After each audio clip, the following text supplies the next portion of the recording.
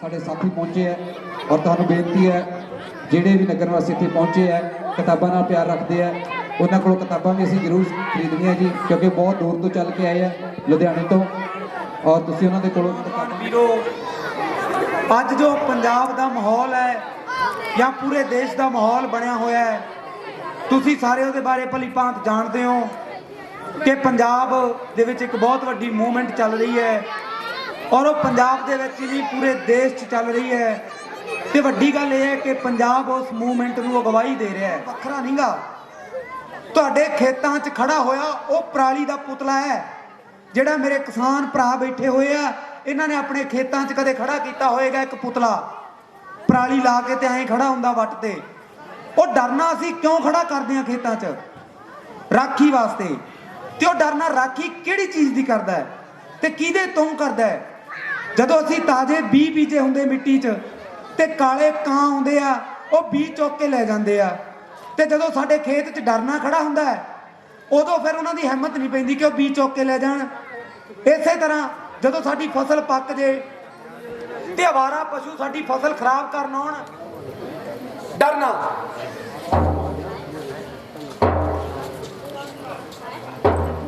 ਅਸੀਂ ਡਰਨੇ ਪ੍ਰਾਣੀ ਦੇ ਬੇਜਾਨ ਪੁਤਲੇ ਅਸੀਂ ਬੇਜਾਨ ਪੁਤਲਿਆਂ ਨੇ ਹੁਣ ਤੱਕ ਆਪਣੀ ਮਿੱਟੀ 'ਚ ਦੱਬੇ ਬੀਜਾਂ ਦੀ ਰਾਖੀ ਕੀਤੀ ਹੈ ਕਾਇਆ ਕਾਮਾਂ ਤੋਂ ਪਰ ਹੁਣ ਡਰਨਿਆਂ ਦੇ ਪੈਰ ਲੱਗ ਗਏ ਨੇ ਇੱਕ ਥਾਂ ਤੇ ਖੜੇ ਰਹਿਣਾ ਸਾਨੂੰ ਮੁਨਾਸਬ ਨਹੀਂ ਸਾਨੂੰ ਨਿਕਲਣਾ ਪਿਆ ਸੜਕਾਂ ਤੇ ਰੇਲ ਪਟੜੀਆਂ ਤੇ ਬੀਜ ਬੀਜਣ ਵਾਲੀ ਆਪਣੀ ਮਿੱਟੀ ਦੀ ਰਾਖੀ ਕਰਨ ਵਾਸਤੇ मैं डरना उंज मैं डरदा नहीं भावें हनेरी आवे भावें तूफान मैं तो अपनी फसलों की राखी की है मैं मुड़ के तो लहू तो फसल ते फसल तो फिर लहू बंदा देखिया है मैं किरती कामिया ते उन्हां दी बलदां दी मेहनत दा गवाह रहा ते चोर डाकुआं लई पहरेदार मैं बाबे नानक ਨੂੰ एक ਜ਼ਰਖੇਤ ਜ਼ਮੀਨ ਤੇ ਹਲ ਵਾਉਂਦੇ ਹੋਏ ਦੇਖਿਆ ਹੈ ਮੈਂ ਅਕਬਰ ਦੀਆਂ ਐਲਕਾਰ ਟੋਲੀਆਂ ਨੂੰ ਦੇਖਿਆ ਸਾਡੀਆਂ ਫਸਲਾਂ ਨੂੰ ਕੌਡੀਆਂ ਦੇ ਭਾਰ ਰੋਲਦਿਆਂ ਤੇ ਮੈਂ ਦੇਖਿਆ ਹੈ ਦੁੱਲੇ ਪੱਟੀ ਵਰਗੇ ਕਿਸਾਨਾਂ ਨੂੰ ਹਥਿਆਰ ਚੱਕ ਕੇ ਲੜਦੇ ਹੋਏ मैं चुप-चाप अपनी फसलों की राखी करदा ते मेरी चुप दा होका बड़ी दूर तक जांदा है ਅੱਜ ਮੈਂ ਆਪਣੀ ਚੁੱਪ ਤੋੜ ਕੇ ਦਹਾੜ ਆਇਆ ਹਾਂ ਮੇਰੀ ਦਹਾੜ ਦੀ ਗੂੰਜ ਆਸਮਾਨ ਨੂੰ ਚੀਰਦੀ ਹੋਈ ਦਿੱਲੀ ਬੈਠੇ ਮਲਕ ਭਾਗੋਂ ਦੇ ਕੰਨਾਂ ਦੇ ਪਰਦੇ ਪਾੜ ਕੇ ਰੱਖ ਦੇਵੇਗੀ ਅੱਜ ਫੇਰ ਮੇਰੀ ਫਸਲ ਤੇ ਟਿੱਡੀ ਦਲ ਨੇ ਹਮਲਾ ਕੀਤਾ ਹੈ ਤੇ ਮੇਰੇ ਹੱਥਾਂ 'ਚੋਂ ਮੇਰੀ ਫਸਲ ਮੇਰੀ ਮਿੱਟੀ ਰੇਲ ਵਾਂਗ ਚਲਦੇ ਜਾ ਰਹੇ ਨੇ ਹਾਂ ਮੈਂ ਕਿ ਇਸ ਧਰਤੀ ਦਾ ਜਾਇਆ ਆਪਣੀ ਮਿੱਟੀ ਖਾਤਰ ਰਹਾ ਲੜ ਛੱਡ ਕੇ ਆਇਆ ਚਾਰ ਘਰਾਣੇ ਸਾਥੋਂ ਸਾਡੀ ਮਾਂ ਖੋਣ ਨੂੰ ਫਿਰਦੇ ਨੇ ਕਈਆਂ ਦਾਤੀਆਂ ਤੇਸੀਆਂ ਭਾਲੇ ਵਰਤਣੇ ਆਉਂਦੇ ਫਿਰਦੇ ਨੇ ਹਿੱਕਾਂ ਉੱਤੇ ਹੱਥ ਚੱਲਣਗੇ ਹੱਥ ਜਿਨ੍ਹਾਂ ਨੇ ਪਾਇਆ हाँ मैं कहती इस धरती दा जाया अपनी मिट्टी खातर अज हाँ लड़न सड़क ते आया असी पंजाब दे खेतों के डर ने हाँ निकल के बैठ गए खेतों चों बाहर ते उदों तक बैठे रहांगे जदों तक अपनी मिट्टी अपनी फसलां महफूज नहीं कर लेंदे मैं सड़क ते भीड़ इकट्ठी की आ ਤੁਹਾਨੂੰ नहीं पता भी सड़क ते भीड़ इकट्ठी कितनी जोर में है और नाले इत्थे दफा 144 धारा लगी हुई है और मैं धार नहीं मारदा थोड़ी किसे धारां ते नाले सानू तां मੱਝਾਂ ਦੀਆਂ धारां पता ते जां फिर खंडे दी धार ते डंडे दी मार नहीं पता और जदों डंडे दी मार पैंदी है ना ਇਹਦੇ ਮੂਰੇ ਰਿੱਛ ਵੀ ਨੱਚਦੇ ਆ ਤੇ ਜਦੋਂ ਡਾਂਗ ਉੜਦੀ ਹੋਵੇ ਉਦੋਂ ਤੇਰੇ ਵਰਗੇ ਸਭ ਤੋਂ ਅੱਗੇ ਹੋ ਕੇ ਨੱਚਦੇ ਆ और मैं क्या भजूगा बई मैं तां खेतां दा डरना है ते आपदियां फसलां दी राखी करना है जे भजाउणा ही है तां उन्हां आवारा वकाऊ टांडिਆਂ ਨੂੰ ਭਜਾਓ ਜਿਹੜੇ ਸਾਡੀਆਂ ਫਸਲਾਂ ਖਰਾਬ ਕਰਨਾਗੇ ਹੈ ਇਹ ਸਾਲੇ ਆਵਾਰਾ ਢਾਂਡੇ ਹੁਣ ਕਦੋਂ ਤੋਂ ਵਕਾਊ ਹੋ ਚੱਲੇ ਬਈ ਜਦੋਂ ਤੋਂ ਬੰਦੇ ਵਕਾਊ ਹੋ ਗਏ ਉਦੋਂ ਤੋਂ ਇਹ ਢਾਂਡੇ ਵਕਾਊ ਹੋ ਗਏ ਤਾਂ ਹੀ ਤਾਂ ਕਦੇ ਅਸਾਮ ਦੇ ਖੇਤਾਂ 'ਚ ਕਦੇ ਬਿਹਾਰ ਦੇ ਖੇਤਾਂ 'ਚ ਕਦੇ ਝਾਰਖੰਡ ਦੇ ਖੇਤਾਂ 'ਚ ਤੇ ਹੁਣ ਆ ਗਏ ਆ ਸਾਡੇ ਪੰਜਾਬ ਦੇ ਖੇਤਾਂ 'ਚ ਸਾਡੀਆਂ ਫਸਲਾਂ ਖਰਾਬ ਕਰਨ ਉਹ ਬਈ ਫੇਰ ਤੇ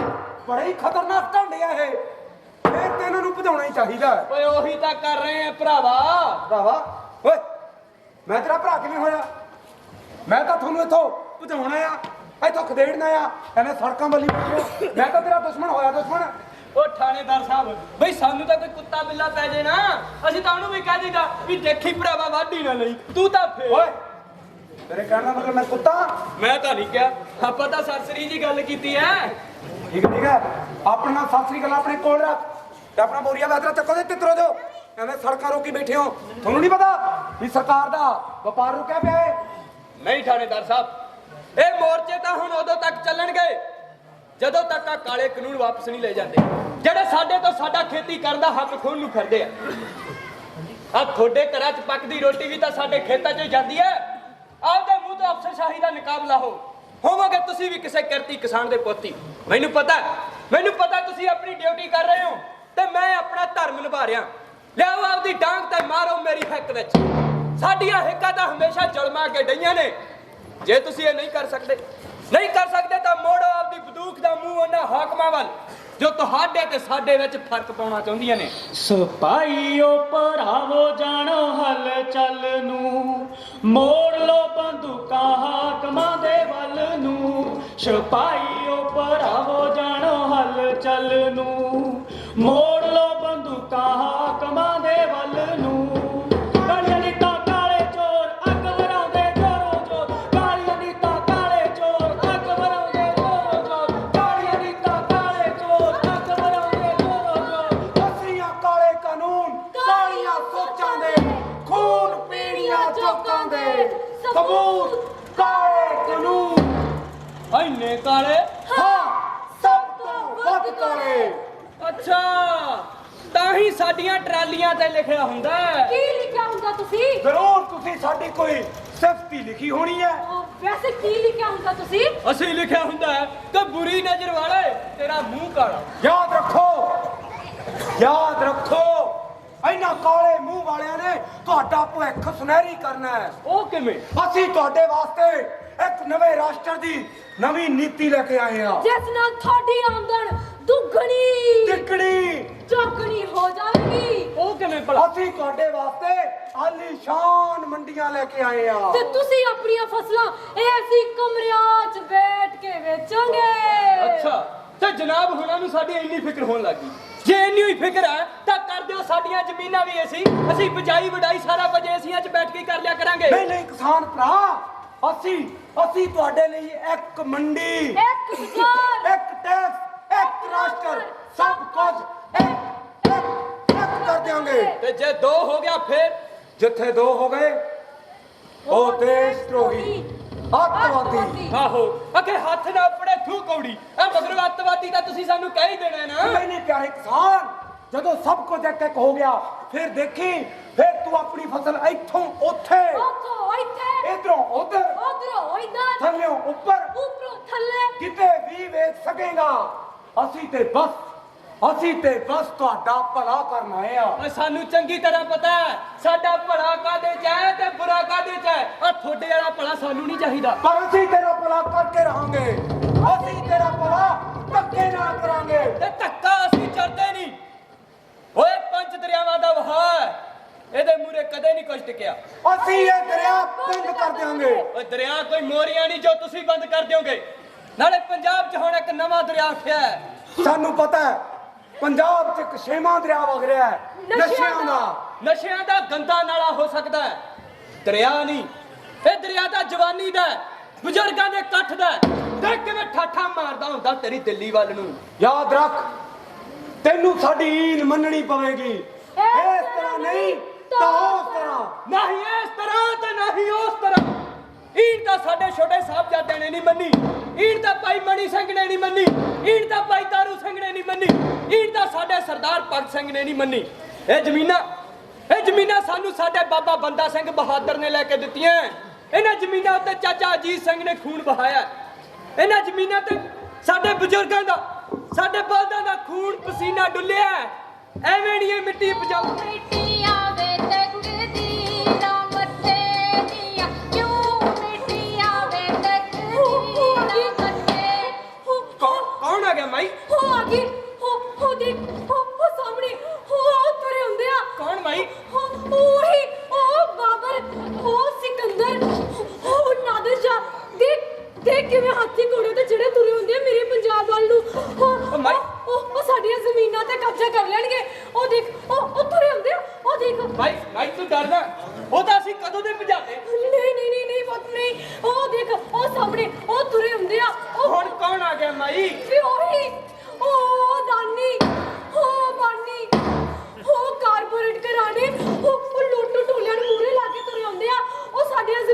ਕਬਜ਼ਾ ਕਰ ਲੈਣਗੇ, ਉਹ ਸਾਡੀਆਂ ਜ਼ਮੀਨਾਂ ਖਾ ਲੈਣਗੇ ਪੁੱਤ, ਉਹ ਸਾਡੀਆਂ ਮਾਈ ਜ਼ਮੀਨਾਂ ਖਾ। ਤੂੰ ਡਰ ਨਾ, ਦੇਖ ਦੇਖ ਅਸੀਂ ਇਕੱਠੇ ਹੋ ਗਏ ਆ, ਹੁਣ ਅਸੀਂ ਲੜਾਂਗੇ ਮਾਈ, ਲੜਾਂਗੇ। ਨਹੀਂ ਪੁੱਤ ਨਹੀਂ, ਹੁਣ ਉਹਨਾਂ ਕੋਲ ਦੇਖ ਕਿੱਡੇ ਕਿੱਡੇ ਹਥਿਆਰ ਆ, ਤੋਪਾਂ ਗੋਲੇ ਬੰਬ, ਉਹ ਕੀ ਕੋ ਚੱਕੀ ਫਿਰਦੇ ਆ, ਤੇ ਤੁਹਾਡੇ ਕੋਲ ਲੜਨ ਨੂੰ ਕੀ ਆ ਪੁੱਤ? ਤੁਸੀਂ ਕਿਵੇਂ ਲੜੋਗੇ? ਮਾਈ ਸਾਡੇ ਕੋਲੇ ਬਾਬੇ ਨਾਨਕ ਦਾ ਦਿੱਤਾ ਹੋਇਆ ਹਲ ਹੈ ਤੇ ਕਿਰਤ ਦਾ ਸਿਧਾਂਤ ਹੈ, ਅਸੀਂ ਕਿਰਤ ਦੇ ਸਿਧਾਂਤ ਨਾਲ ਲੜਾਂਗੇ ਮਾਈ। ਮਾਈ ਮੈਂ ਸਭ ਤੋਂ ਪਹਿਲਾਂ ਰੌਲਾ ਪਾ ਰਹੀ ਹਾਂ ਕਿ ਮੇਰੇ ਦੇਸ਼ ਪੰਜਾਬ ਦਾ ਕਿਸਾਨ ਲੁੱਟਿਆ ਜਾ ਰਿਹਾ, ਪੱਟਿਆ ਜਾ ਰਿਹਾ। ਉਹ ਤੁਸੀਂ ਹੋ ਕੌਣ? ਮੈਂ ਆ ਕਿਸਾਨ ਹਮਾਇਤੀ ਪਾਰਟੀ ਦੀ ਨੇਤਾ। ਤੇ ਮੈਂ ਆ ਇਹਨਾਂ ਨਾਲੋਂ ਵੱਡੀ ਕਿਸਾਨ ਹਮਾਇਤੀ ਪਾਰਟੀ ਦਾ ਨੇਤਾ। ਤੇ ਇੱਥੇ ਟਿੰਡੇ ਲੈਣ ਆਏ ਹੋ?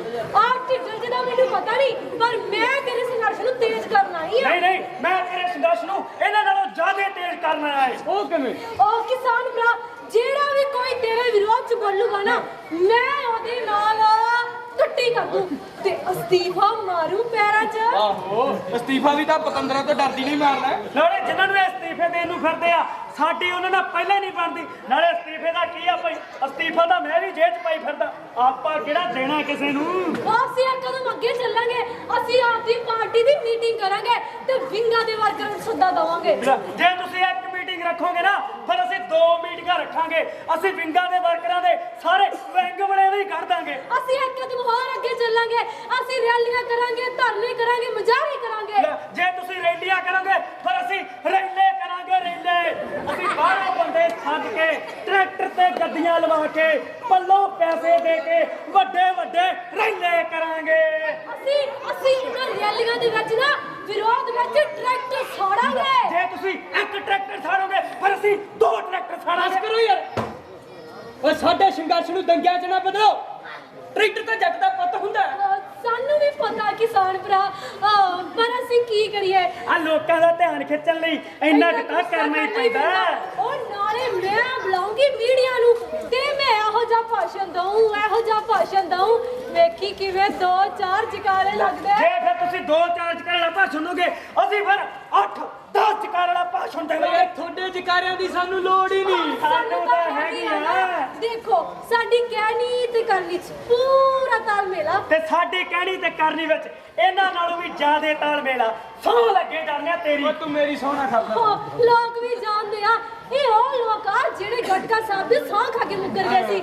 ਓਏ ਹਮਾਇਤੀ ਦੇਖ ਵੀ ਡਰਨਿਆ, ਚੱਲ ਜੋ ਵੀ ਆ, ਮੈਨੂੰ ਪਤਾ ਤੂੰ ਆਪਦੇ ਖੇਤਾਂ ਦੀ ਰਾਖੀ ਕਰ ਰਿਹਾ, ਤੂੰ ਖੇਤਾਂ ਦਾ ਚੌਕੀਦਾਰ ਆ।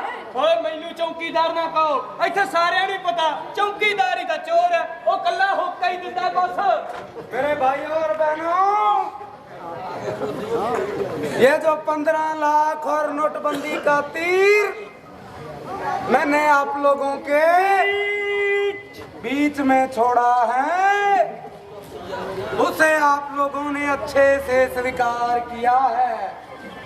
और अब ये जो काले कानूनों वाला तीर मैंने आप लोगों के बीच में छोड़ा है, मैं आशा करता हूं कि इसे भी आप लोग स्वीकार कीजिए। मेरे भाई और बहनों, हमारे देश में अंधकार फैला हुआ है, उस अंधकार को कोरोना वायरस कहते हैं।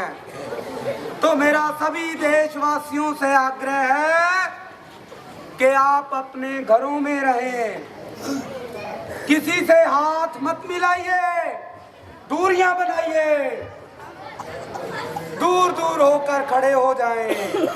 और मैं देशवासियों से आग्रह करूंगा कि आप थालियां खड़काइए, दिया जलाइए और तालियां बजाइए। तालियां बजाओ भक्तों, तालियां बजाओ।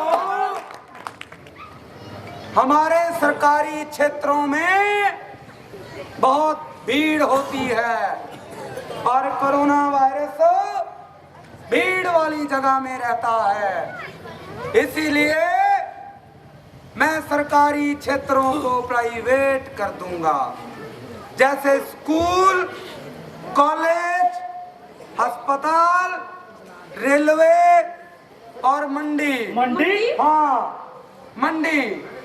मंडी में बहुत भीड़ रहती है मित्रों, इसीलिए मैं सब प्राइवेट कर दूंगा।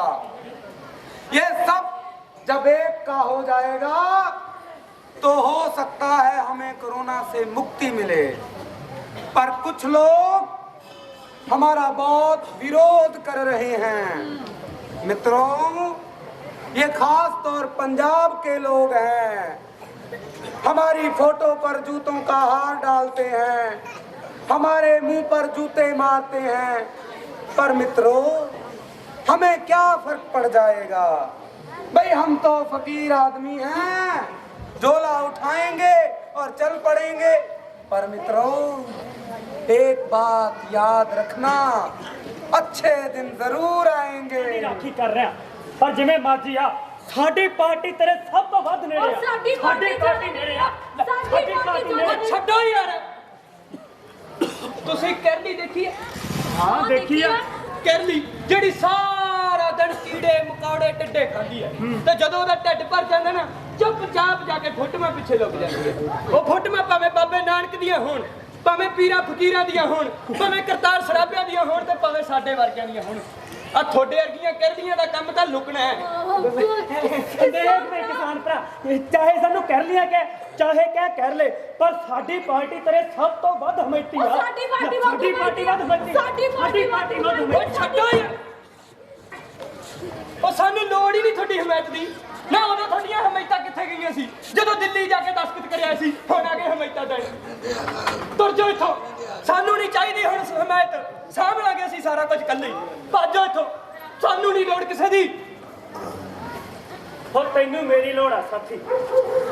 ਉਹ ਹੁਣ ਤੂੰ ਕੌਣ ਹੈ ਭਰਾਵਾ? ਹੋ ਤੂੰ ਮੈਨੂੰ ਭੁੱਲ ਗਿਆ? ਓਏ ਆਪਾਂ ਦੋਹਾਂ ਨੇ ਰਲ ਕੇ ਤਾਂ ਆ ਪੰਜਾਬ ਦੀ ਧਰਤੀ ਨੂੰ ਵਾਹਣ ਜੋਗੇ ਕੀਤਾ। ਓਏ ਇੱਥੇ ਕਿੱਡੇ ਟਿੱਬੇ ਰੂਈਆਂ ਵੀਹਾਂ ਵਾਣ ਹੋਇਆ ਕਰਦੇ ਸੀ। ਓਏ ਅੱਜ ਤੂੰ ਜਿਹਾ ਹਰਿਆਲੀ ਵੇਖ ਰਿਹਾ ਨਾ, ਓਏ ਤੇਰੀ ਤੇ ਮੇਰੀ ਮਿਹਨਤ ਦਾ ਨਤੀਜਾ ਏ। ਦੇਖ ਭਰਾਵਾ, ਮੈਨੂੰ ਆ ਨਾ ਕਹਾਣੀਆਂ ਜੀਆਂ ਸਮਝ ਨਹੀਂ ਆਉਂਦੀਆਂ। ਮੈਨੂੰ ਤਾਂ ਤੂੰ ਸਿੱਧਾ ਸਿੱਧਾ ਦੱਸ ਹੈ ਕੌਣ? ਓਏ ਉਹ ਤੇਰੇ ਢੱਗੇ ਤਾਂ ਮੇਰੇ ਤੋਂ ਬਿਨਾ ਪਾਣੀ ਵੀ ਨਹੀਂ ਸੀ ਪੀਂਦੇ। ਆਪਾਂ ਕਿਵੇਂ ਜੱਜ ਕੇ ਸਿਆਣਾਂ ਨੂੰ ਸਿੱਧੇ ਰੱਖਦੇ ਹੁੰਦੇ ਸੀ। ਹਾਲੀ, ਤੇ ਤੂੰ ਮੇਰਾ ਹਾਲੀ ਹੈ। ਹਾਂ ਮੈਂ ਤੇਰਾ ਹਾਲੀ ਆ, ਤੇ ਤੇਰਾ ਹਾਲ ਸਦੀਆਂ ਤੋਂ ਜਾਣਦਾ ਆ ਰਿਹਾ। ਇੱਕ ਵਾਰੀ ਫੇਰ ਤੋਂ ਲੋੜ ਆ ਭਾਈ, ਆਪਾਂ ਦੋਵੇਂ ਇਕੱਠੇ ਹੋ ਜਾਈਏ ਤੇ ਦੋਵੇਂ ਰਲ ਕੇ ਕਣਕ ਵਿੱਚੋਂ ਕਾਂ ਗਿਆਰੀ ਨੂੰ ਪੱਟ ਸੁੱਟੀਏ ਤੇ ਉਹਦੇ ਸਿਆੜਾਂ ਨੂੰ ਮੁੜ ਤੋਂ ਸਿੱਧੇ ਕਰ ਲਈਏ ਭਾਈ। ਤੇ ਇਹ ਸਿਆੜ ਸਿੱਧੇ ਕਿਵੇਂ ਕਰਨੇ ਨੇ, ਇਹ ਤੁਹਾਨੂੰ ਮੈਂ ਦੱਸੂ। ਤੁਸੀਂ ਕੌਣ? ਮੈਂ ਇੱਕ ਵਿਚਾਰ ਹਾਂ, ਇੱਕ ਖਿਆਲ ਜੋ ਤੁਹਾਡੇ ਦੋਵਾਂ ਕੋਲ ਆ ਚੁੱਕਾ ਹੈ। ਜਿਵੇਂ ਕਿ ਸਰਦਾਰ ਭਗਤ ਸਿੰਘ ਨੇ ਕਿਹਾ ਸੀ ਕਿ ਮਜ਼ਦੂਰ ਇਨਕਲਾਬ ਦੀ ਪਹਿਲੀ ਪੌੜੀ ਹੋਣਗੇ ਤੇ ਕਿਸਾਨਾਂ ਬਿਨਾ ਇਨਕਲਾਬ ਸੰਭਵ ਨਹੀਂ। ਤੇ ਆਓ ਆਪਾਂ ਤਿੰਨੇ ਮਿਲ ਕੇ ਇੱਕ ਨਵੀਂ ਧਰਤੀ ਸਿਰਜੀਏ। ਪਰ ਅਸੀਂ ਤਿੰਨੇ ਇਕੱਠੇ ਕਿਵੇਂ ਹੋਵਾਂਗੇ? ਜਮਾਤੀ ਘੋਲਾਂ ਨੂੰ ਸਮਝ ਕੇ। ਦੁਨੀਆ ਵਿੱਚ ਦੋ ਹੀ ਜਮਾਤਾਂ ਨੇ ਦੋਸਤੋ, ਇੱਕ ਉਹਨਾਂ ਵੇਲੜਾਂ ਦੀ ਜੋ ਸਾਡੀ ਕਿਰਤ ਕਮਾਈ ਤੇ ਪਲਦੀ ਹੈ ਤੇ ਐਸ਼ੋ ਆਰਾਮ ਕਰਦੀ ਹੈ, ਤੇ ਦੂਜੀ ਜਮਾਤ ਹੈ ਆ ਲੋਕਾਂ ਦੀ, ਮਿਹਨਤ ਕਰਨ ਵਾਲੇ ਲੋਕਾਂ ਦੀ, ਜਿਹਦੇ ਵਿੱਚ ਕਿਸਾਨ, ਮਜ਼ਦੂਰ, ਵਿਦਿਆਰਥੀ ਤੇ ਹਰ ਉਹ ਲੋਕ ਸ਼ਾਮਲ ਹੈ ਜਿਹੜੇ 10 ਦੀ ਕਿਰਤ ਕਮਾਈ ਕਰਦੇ ਨੇ। ਪਰ ਸਾਨੂੰ ਪਤਾ ਕਿਵੇਂ ਲੱਗੂ ਕਿ ਸਾਡੀ ਲੜਾਈ ਕਿਹਦੇ ਨਾਲ ਹੈ? ਕਿਹੜਾ ਸਾਡਾ ਦੁਸ਼ਮਣ ਆ ਤੇ ਕਿਹੜਾ ਸਾਡਾ ਦੋਸਤ ਹੈ? ਸਾਡੇ ਦੁਸ਼ਮਣ ਉਹ ਲੋਕ ਨੇ ਜੋ ਦੇਸ਼ ਦੀ ਕੁੱਲ ਸੰਪਤੀ ਨੂੰ ਨਿੱਜੀ ਸਵਾਰਥਾਂ ਲਈ ਇੱਕ ਥਾਂ ਤੇ ਇਕੱਠਾ ਕਰ ਰਹੇ ਨੇ, ਤੇ ਸਾਡੇ ਦੋਸਤ ਆ ਲੋਕ ਹੋਣਗੇ ਜੋ ਸੰਪਤੀ ਨੂੰ ਸਾਰਿਆਂ ਵਿੱਚ ਬਰਾਬਰ ਵੰਡਣਗੇ। ਆਓ ਬਾਬੇ ਨਾਨਕ ਦੇ ਪੈਰੋਕਾਰ ਬਣੀਏ, ਕਿਰਤ ਕਰੋ ਤੇ ਵੰਡ ਛਕੋ ਦੇ ਸਿਧਾਂਤ ਨੂੰ ਅਪਣਾਈਏ, ਭਾਈ ਲਾਲੋ ਦੇ ਸਾਥੀ ਬਣੀਏ ਤੇ ਉਹਨਾਂ ਮਲਕ ਭਾਗਾਂ ਤੋਂ ਸਾਰੇ ਹੱਕ ਖੋਹ ਲਈਏ। ਸਾਡੀ ਖੁਸ਼ੀ ਦਾ ਸੰਘਰਸ਼ ਤੇ ਉਹ ਗੁਨਾਹ ਜਿਸ ਨੂੰ ਅਸੀਂ ਸਭ ਤੋਂ ਵੱਧ ਨਫ਼ਰਤ ਕਰਦੇ ਹਾਂ, ਸਮਾਜਿਕ, ਆਰਥਿਕ ਤੇ ਰਾਜਨੀਤਿਕ ਗੁਲਾਮੀ। ਸਾਡਾ ਸਭ ਤੋਂ ਪਿਆਰਾ ਰੰਗ ਲਾਲ।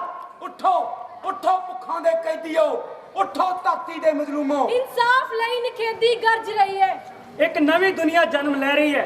ਹੁਣ ਤੁਸੀਂ ਰਿਵਾਇਤੀ ਜੰਜੀਰਾਂ ਦੇ ਵਿੱਚ ਜਕੜੇ ਹੋਏ ਨਹੀਂ ਹੋ। ਨਵੀਂ ਧਰਤੀ ਨਵੀਆਂ ਬੁਨਿਆਦਾਂ ਤੇ ਉਸਰੇਗੀ। ਇਸ ਤੋਂ ਪਹਿਲਾਂ ਅਸੀਂ ਕੁਝ ਨਹੀਂ ਸਾਂ, ਹੁਣ ਅਸੀਂ ਸਭ ਕੁਝ ਹੋਵਾਂਗੇ। ਇਹ ਜੰਗ ਆਖਰੀ ਜੰਗ ਹੈ। ਹਰ ਕੋਈ ਆਪਣੀ ਥਾਂ ਤੇ ਖੜਾ ਜੂਝ ਰਿਹਾ ਹੈ। ਹਰ ਕੋਈ ਆਪਣੀ ਥਾਂ ਤੇ ਖੜਾ ਜੂਝੇਗਾ। ਹਰ ਕੋਈ ਆਪਣੀ ਥਾਂ ਤੇ ਖੜਾ ਜੂਝੇਗਾ। ਐ ਦੁਨੀਆ ਭਰ ਦੇ ਮਿਹਨਤਕਸ਼ ਲੋਕੋ, ਤੁਹਾਡੇ ਕੋਲੇ ਗਵਾਉਣ ਲਈ ਕੁਝ ਨਹੀਂ ਸਿਵਾਏ ਜੰਜੀਰਾਂ ਦੇ, ਤੇ ਜਿੱਤਣ ਲਈ ਸਾਰਾ ਜਹਾਨ। ਆਓ ਫਿਰ ਆਪਾਂ ਰਲ ਮਿਲ ਕੇ ਗਾਈਏ। ਧੁੱਪੇ ਛਾਵੇਂ ਭੁੱਖੇ ਪਾਣੇ ਰਲ ਕੇ ਫਸਲਾਂ ਵਾਈਆਂ ਨੇ, ਉਹ ਥਾਂ ਕਿੱਦਾਂ ਛੱਡ ਦਿਆਂਗੇ ਜਿੱਥੇ ਹੀਰਾਂ ਗਾਈਆਂ ਨੇ, ਉਹ ਥਾਂ ਕਿੱਦਾਂ ਛੱਡ ਦਿਆਂਗੇ ਜਿੱਥੇ ਹੀਰਾਂ ਗਾਈਆਂ ਨੇ। ਉਹ ਦਿੱਲੀਏ ਤੇਰਾ ਕੱਢ ਦਿਆਂਗੇ ਜੋ ਭੁਲੇਖਾ ਪਾਇਆ, ਹਾਂ ਕਰਦੀ ਐ ਧਰਤੀ ਦਾ ਜਾਇਆ, ਆਪਣੀ ਮਿੱਟੀ ਖਾਤਰ ਜਹਾਂ ਲੜ ਛੜਕਦੇ ਆਇਆ, ਹਾਂ ਕਰਦੀ ਐ ਧਰਤੀ ਦਾ ਜਾਇਆ, ਆਪਣੀ ਮਿੱਟੀ ਖਾਤਰ ਜਹਾਂ ਲੜ ਛੜਕਦੇ ਆਇਆ। ਕਿਸਾਨ ਮਜ਼ਦੂਰ ਕਲਾਕਾਰ ਏਕਤਾ ਜਿੰਦਾਬਾਦ ਜਿੰਦਾਬਾਦ ਜਿੰਦਾਬਾਦ। ਬਹੁਤ ਧੰਨਵਾਦ ਸਾਥੀਓ। ਉਹ ਮੇਰੇ ਤੋਂ ਹੁਣੇ ਰਿਸੀਵ ਕਰਾ ਲਓ। ਔਰ ਇੱਕ ਬੇਨਤੀ ਹੈ, ਜਿਹੜੇ ਸਾਥੀ ਕਲਾਕਾਰ ਤੁਹਾਡੇ ਨਾਲ ਅਵਤਾਰ ਇਸ ਸਟੇਜ ਤੇ ਸੀਗੇ, ਉਹਨਾਂ ਦੇ ਬਾਰੇ ਦਰਸ਼ਕਾਂ ਦੇ ਨਾਲ ਥੋੜਾ ਜਿਹਾ ਰੂਬਰੂ ਜ਼ਰੂਰ ਕਰ ਦਿਓ, ਉਹਨਾਂ ਦੇ ਨਾਮ ਦੱਸ ਦਿਓ। ਐਸਟੀਓ ਜਰਨੈਲ ਸਿੰਘ, ਉਹਨਾਂ ਦੇ ਵੱਲੋਂ ਵੀ ਆ ਟੀਮ ਦੇ ਲਈ ਵਿਸ਼ੇਸ਼ ਸਨਮਾਨ ਪਹੁੰਚਿਆ। ਅਵਤਾਰ ਇਹ ਵੀ ਲੈ ਜਾਓ ਜੀ। ਔਰ ਇਹ ਜਿਹੜੇ ਮੇਰੇ ਸਾਥੀ ਕਲਾਕਾਰ ਨੇ, ਪੰਜਾਬ ਯੂਨੀਵਰਸਿਟੀ ਚੰਡੀਗੜ੍ਹ ਦੇ ਥੀਏਟਰ ਡਿਪਾਰਟਮੈਂਟ ਦੇ ਇਹ ਸਟੂਡੈਂਟ ਨੇ ਔਰ ਪ੍ਰੋਫੈਸ਼ਨਲ ਤੌਰ ਤੇ ਥੀਏਟਰ ਕਰਦੇ ਆ। ਮੈਂ ਅਵਤਾਰ ਨੂੰ ਬੇਨਤੀ ਕਰਦਾ ਕਿ ਆਪਣੇ ਜਿਹੜੇ ਸਾਥੀ ਹੈ ਉਹਨਾਂ ਨਾਲ ਜਾਣ ਪਛਾਣ ਕਰਾ ਦੇ। ਮੈਂ ਆਪਣੇ ਸਾਥੀ ਕਲਾਕਾਰਾਂ ਨੂੰ ਬੇਨਤੀ ਕਰਦਾ ਕਿ ਉਹ ਮੰਚ ਤੇ ਆ ਕੇ ਆਪਣੀ ਜਾਣ ਪਹਿਚਾਣ ਨਿੱਜੀ ਤੌਰ ਤੇ ਤੁਹਾਡੇ ਨਾਲ ਜ਼ਰੂਰ ਸਾਂਝੀ ਕਰਨ। ਮੈਂ ਪੰਜਾਬ ਯੂਨੀਵਰਸਿਟੀ ਵਿੱਚ ਵਿਜ਼ੂਅਲ ਆਰਟ ਦੀ ਐਮਏ ਕਰ ਰਿਹਾ ਜੀ। ਸਤਿ ਸ਼੍ਰੀ ਅਕਾਲ ਜੀ, ਮੇਰਾ ਨਾਮ ਵੀਰਪਾਲ ਆ ਤੇ ਮੇਰਾ ਪਿੰਡ ਆ ਮਨਸੂਰ ਦੇਵਾ। ਮੈਂ ਵੀ ਪੰਜਾਬ ਯੂਨੀਵਰਸਿਟੀ ਵਿੱਚ ਐਮਏ ਥੀਏਟਰ ਦੀ ਕਰ ਰਹੀ ਹਾਂ। ਸਤਿ ਸ਼੍ਰੀ ਅਕਾਲ ਜੀ, ਮੇਰਾ ਨਾਮ ਕੁਲਵੰਤ ਸਿੰਘ ਹੈ ਤੇ ਮੈਂ ਪੰਜਾਬੀ ਯੂਨੀਵਰਸਿਟੀ ਪਟਿਆਲਾ ਐਮਏ ਕਰ ਰਿਹਾ। ਸਤਿ ਸ਼੍ਰੀ ਅਕਾਲ ਜੀ, ਮੇਰਾ ਨਾਮ ਅਵਤਾਰ ਸਿੰਘ ਹੈ ਔਰ ਮੈਂ ਵੀ Punjab university Chandigarh department of Indian theatre ਤੋਂ ਐਮਏ ਕਰ ਰਿਹਾ ਥੀਏਟਰ ਦੀ। ਬਹੁਤ ਹੀ ਸੋਹਣਾ ਨਾਟਕ। ਔਰ ਸਰਦਾਰ ਚੰਦ ਸਿੰਘ ਜੀ ਸਿੱਖ ਸਾਹਿਬ ਪਹੁੰਚੇ ਆ, ਉਹਨਾਂ ਨੇ ਨਾਟਕ ਟੀਮ ਨੂੰ ਆਪਣੇ ਵੱਲੋਂ ਵਿਸ਼ੇਸ਼ ਸਹਿਯੋਗ ਭੇਜਿਆ ਜੀ। ਔਰ ਅਵਤਾਰ ਨੂੰ ਬੇਨਤੀ ਹੈ ਉਹ ਵੀ ਮੇਰੇ ਤੋਂ ਰਿਸੀਵ ਕਰ ਲੈਣ ਜੀ। ਔਰ ਨਾਲ ਦੀ ਨਾਲ ਅਸੀਂ ਨਾਟਕ ਜਿਹੜਾ ਅਗਲਾ ਪੇਸ਼ ਕਰਾਂਗੇ। ਔਰ ਉਸ ਤੋਂ ਪਹਿਲਾਂ ਤੁਹਾਡੇ ਵਿਚਕਾਰ ਨਰੇਗਾ ਮਜ਼ਦੂਰ ਯੂਨੀਅਨ ਦੇ ਸਾਡੇ ਆਗੂ ਪਹੁੰਚੇ ਆ, ਕਰਮਜੀਤ ਸਿੰਘ ਪੱਕਾ। ਉਹਨਾਂ ਨੂੰ ਬੇਨਤੀ ਹੈ ਕਿ 5 ਮਿੰਟ ਲਈ ਉਹ ਆਪਣੇ ਵਿਚਾਰ ਆ ਜਿਹੜੇ ਉਹ ਤੁਹਾਡੇ ਵਿਚਕਾਰ ਰੱਖਣਗੇ। ਸਾਥੀ ਕਰਮਜੀਤ ਸਿੰਘ ਪੱਕਾ। ਔਰ ਉਸ ਤੋਂ ਬਾਅਦ ਕਿਰਤੀ ਕਿਸਾਨ ਯੂਨੀਅਨ ਤੋਂ ਕੇਸ਼ਵ ਆਜ਼ਾਦ ਸਾਡੇ ਵਿਚਕਾਰ ਪਹੁੰਚੇ ਨੇ, ਉਹ ਵੀ ਆਪਣੇ ਵਿਚਾਰ ਰੱਖਣਗੇ। ਔਰ ਉਸ ਤੋਂ ਬਾਅਦ ਨਾਲ ਦੀ ਨਾਲ ਅਸੀਂ ਫਿਰਦੌਸ ਰੰਗਮੰਚ ਫਰੀਦਕੋਟ ਦੇ ਜਾਂ ਆਸੇ-ਪਾਸੇ ਪਿੰਡਾਂ ਤੋਂ ਸੰਗਤ ਪਹੁੰਚੀ ਆ। ਸਾਰਿਆਂ ਨੂੰ ਸਭ ਤੋਂ ਪਹਿਲਾਂ ਤਾਂ ਫਤਿਹ ਪ੍ਰਵਾਨ। ਵਾਹਿਗੁਰੂ ਜੀ ਕਾ ਖਾਲਸਾ, ਸ੍ਰੀ ਵਾਹਿਗੁਰੂ ਜੀ ਕੀ ਫਤਿਹ। ਸਾਨੂੰ ਸਾਰਿਆਂ ਨੂੰ ਪਤਾ ਹੀ ਆ ਕਿ ਅੱਜ ਦੇਸ਼ ਦੇ ਹਾਲਾਤ ਕੀ ਬਣ ਚੁੱਕੇ ਆ। ਹੁਣ ਇਹ ਕੀ ਚਾਹੀਦੇ ਸੀ, ਜਿਹੜਾ ਇਹ ਮੋਦੀ ਆ ਸਾਨੂੰ ਨੌਕਰੀਆਂ 2 ਕਰੋੜ ਨੌਕਰੀ ਦਾ ਇਹਨੇ ਵਾਅਦਾ ਕੀਤਾ ਸੀ, ਤੇ ਸਾਨੂੰ ਅੱਜ ਨੌਕਰੀਆਂ ਦੇ ਨਾਂ ਤੇ ਜਿਹੜੇ ਸਾਡੇ ਰੁਜ਼ਗਾਰ ਖੋਏ ਜਾ ਰਹੇ ਆ। ਕਿਸਾਨਾਂ ਦੇ ਜੋ ਬਿੱਲ ਆ ਉਹ ਇਹਨਾਂ ਨੇ ਖਿਲਾਫ, ਜਦੋਂ ਕਿਸਾਨਾਂ ਨੂੰ ਮਨਜ਼ੂਰ ਨਹੀਂ ਪਰ ਇਹ ਧੱਕੇ ਨਾਲ ਜੋ ਲਾਗੂ ਕਰ ਰਿਹਾ ਮੋਦੀ ਸਰਕਾਰ, ਅਡਾਣੀਆਂ ਤੇ ਅੰਬਾਨੀਆਂ ਦੀ ਮਿਲੀ ਭੁਗਤ ਹੈ ਇਹਨਾਂ ਦੀ ਸਾਰਿਆਂ ਦੀ। ਅਸੀਂ ਵੇਖਿਆ ਕਿ ਮੋਦੀ ਜਿਹੜਾ ਪਿਛਲੇ ਸਮੇਂ ਦੇ ਵਿੱਚ ਬੜੀ ਚਰਚਾ ਹੋਈ ਕਿ ਵਿਦੇਸ਼ਾਂ ਦੇ ਦੌਰੇ ਕਰਦਾ ਵਾ, ਤੇ ਇਹਨੇ ਵਿਦੇਸ਼ਾਂ ਦੇ ਵਿੱਚ ਜਾ ਕੇ ਕੀਤਾ ਕੀ, ਸਾਡੇ ਲਈ ਕੀ ਲਿਆਂਦਾ।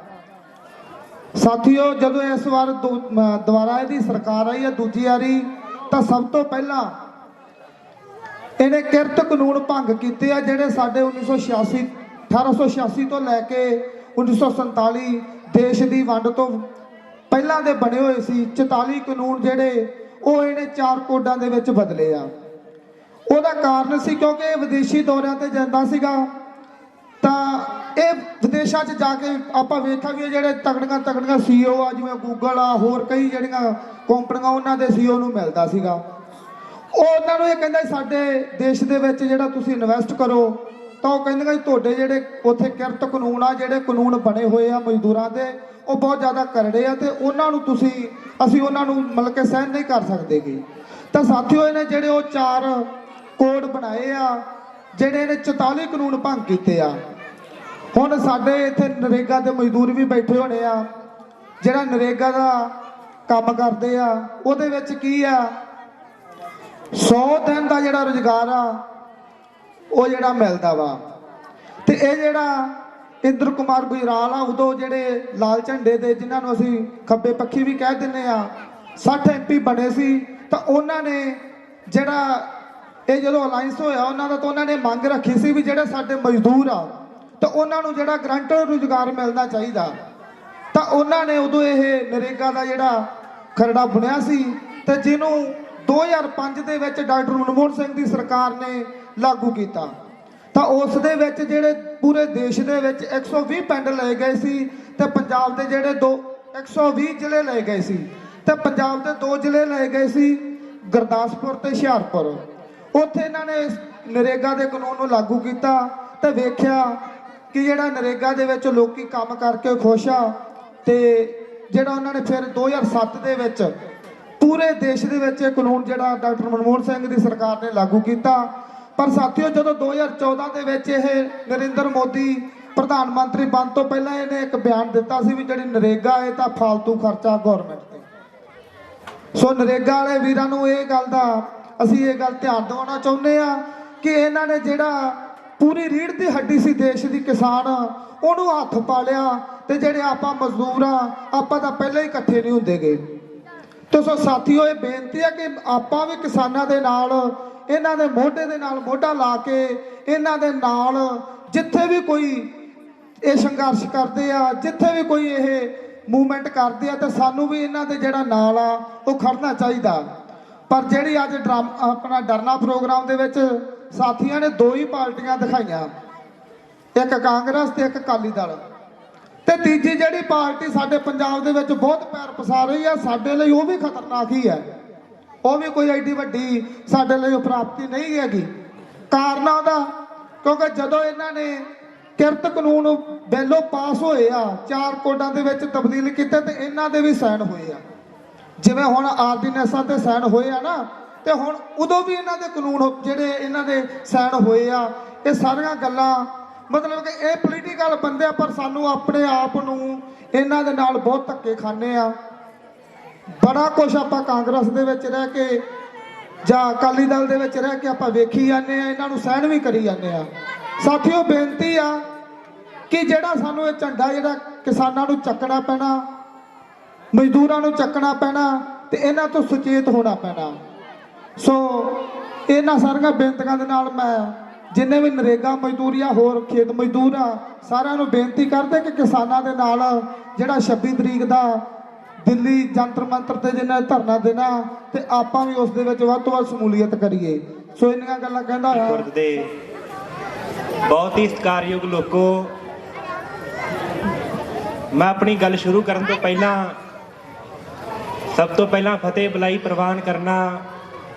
ਸ਼੍ਰੀ ਵਾਹਿਗੁਰੂ ਜੀ ਕਾ ਖਾਲਸਾ, ਸ਼੍ਰੀ ਵਾਹਿਗੁਰੂ ਜੀ ਕੀ ਫਤਿਹ। ਅੱਜ ਦੇਸ਼ ਦੇ ਵਿੱਚ ਜਿਹੜਾ ਦੇਸ਼ ਦਾ ਦਿੱਲੀ ਦਾ ਤਖਤ ਹੈ, ਜਿਹੜੀ ਕੇਂਦਰ ਦੀ ਹਕੂਮਤ ਉਸ ਤਖਤ ਦੇ ਉੱਪਰ ਰਾਜ ਕਰਦੀ ਪਈ ਹੈ।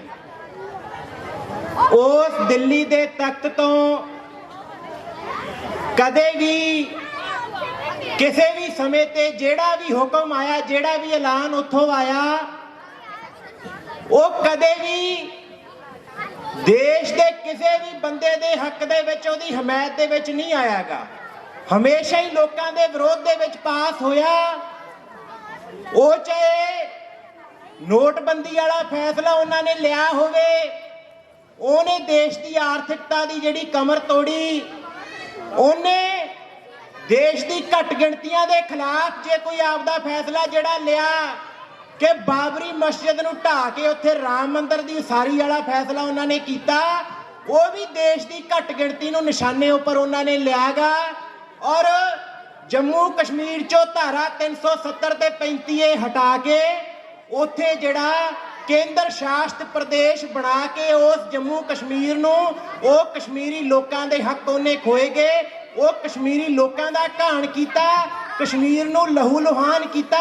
ਔਰ ਉਸ ਤੋਂ ਬਾਅਦ ਜਿਹੜਾ ਨੰਬਰ ਉਹਨਾਂ ਨੇ ਸਾਡੇ ਪੰਜਾਬ ਦਾ ਲਾਇਆ ਕਿ ਜਿੱਥੇ ਪੂਰੇ ਮੁਲਕ ਦੇ ਵਿੱਚ ਕਿਸੇ ਵੀ ਕੋਨੇ ਦੇ ਵਿੱਚ ਕਿਸਾਨ ਨੂੰ ਉਹਦੀਆਂ ਫਸਲਾਂ ਦਾ ਭਾਅ ਕੋਈ ਠੀਕ ਢੰਗ ਨਾਲ ਨਹੀਂ ਮਿਲਦਾ ਸੀਗਾ, ਉਹ ਸਾਡੇ ਪੰਜਾਬ ਦੇ ਵਿੱਚ ਜਾਂ ਹਰਿਆਣੇ ਦੇ ਵਿੱਚ ਕੁਝ ਪੱਧਰ ਦੇ ਉੱਪਰ ਉਹਨੂੰ ਮਿਲ ਰਿਹਾ ਸੀਗਾ। ਕਿਸਾਨ ਜਿਹੜਾ ਉਹ ਕੁਝ ਹੱਦ ਤੱਕ ਸੌਖਾ ਸੀਗਾ। ਹੋਰਨਾਂ ਸੂਬਿਆਂ ਤੋਂ ਜਿਹੜਾ ਪੰਜਾਬ ਦੇ ਵਿੱਚ ਇੱਥੇ ਫਸਲਾਂ ਵੇਚੀਆਂ ਜਾਂਦੀਆਂ ਸੀਗੀਆਂ, ਇੱਥੋਂ ਜਿਹੜਾ ਕੋਈ ਚੰਗੇ ਪੈਸੇ ਵਸੂਲੇ ਜਾਂਦੇ ਸੀਗੇ।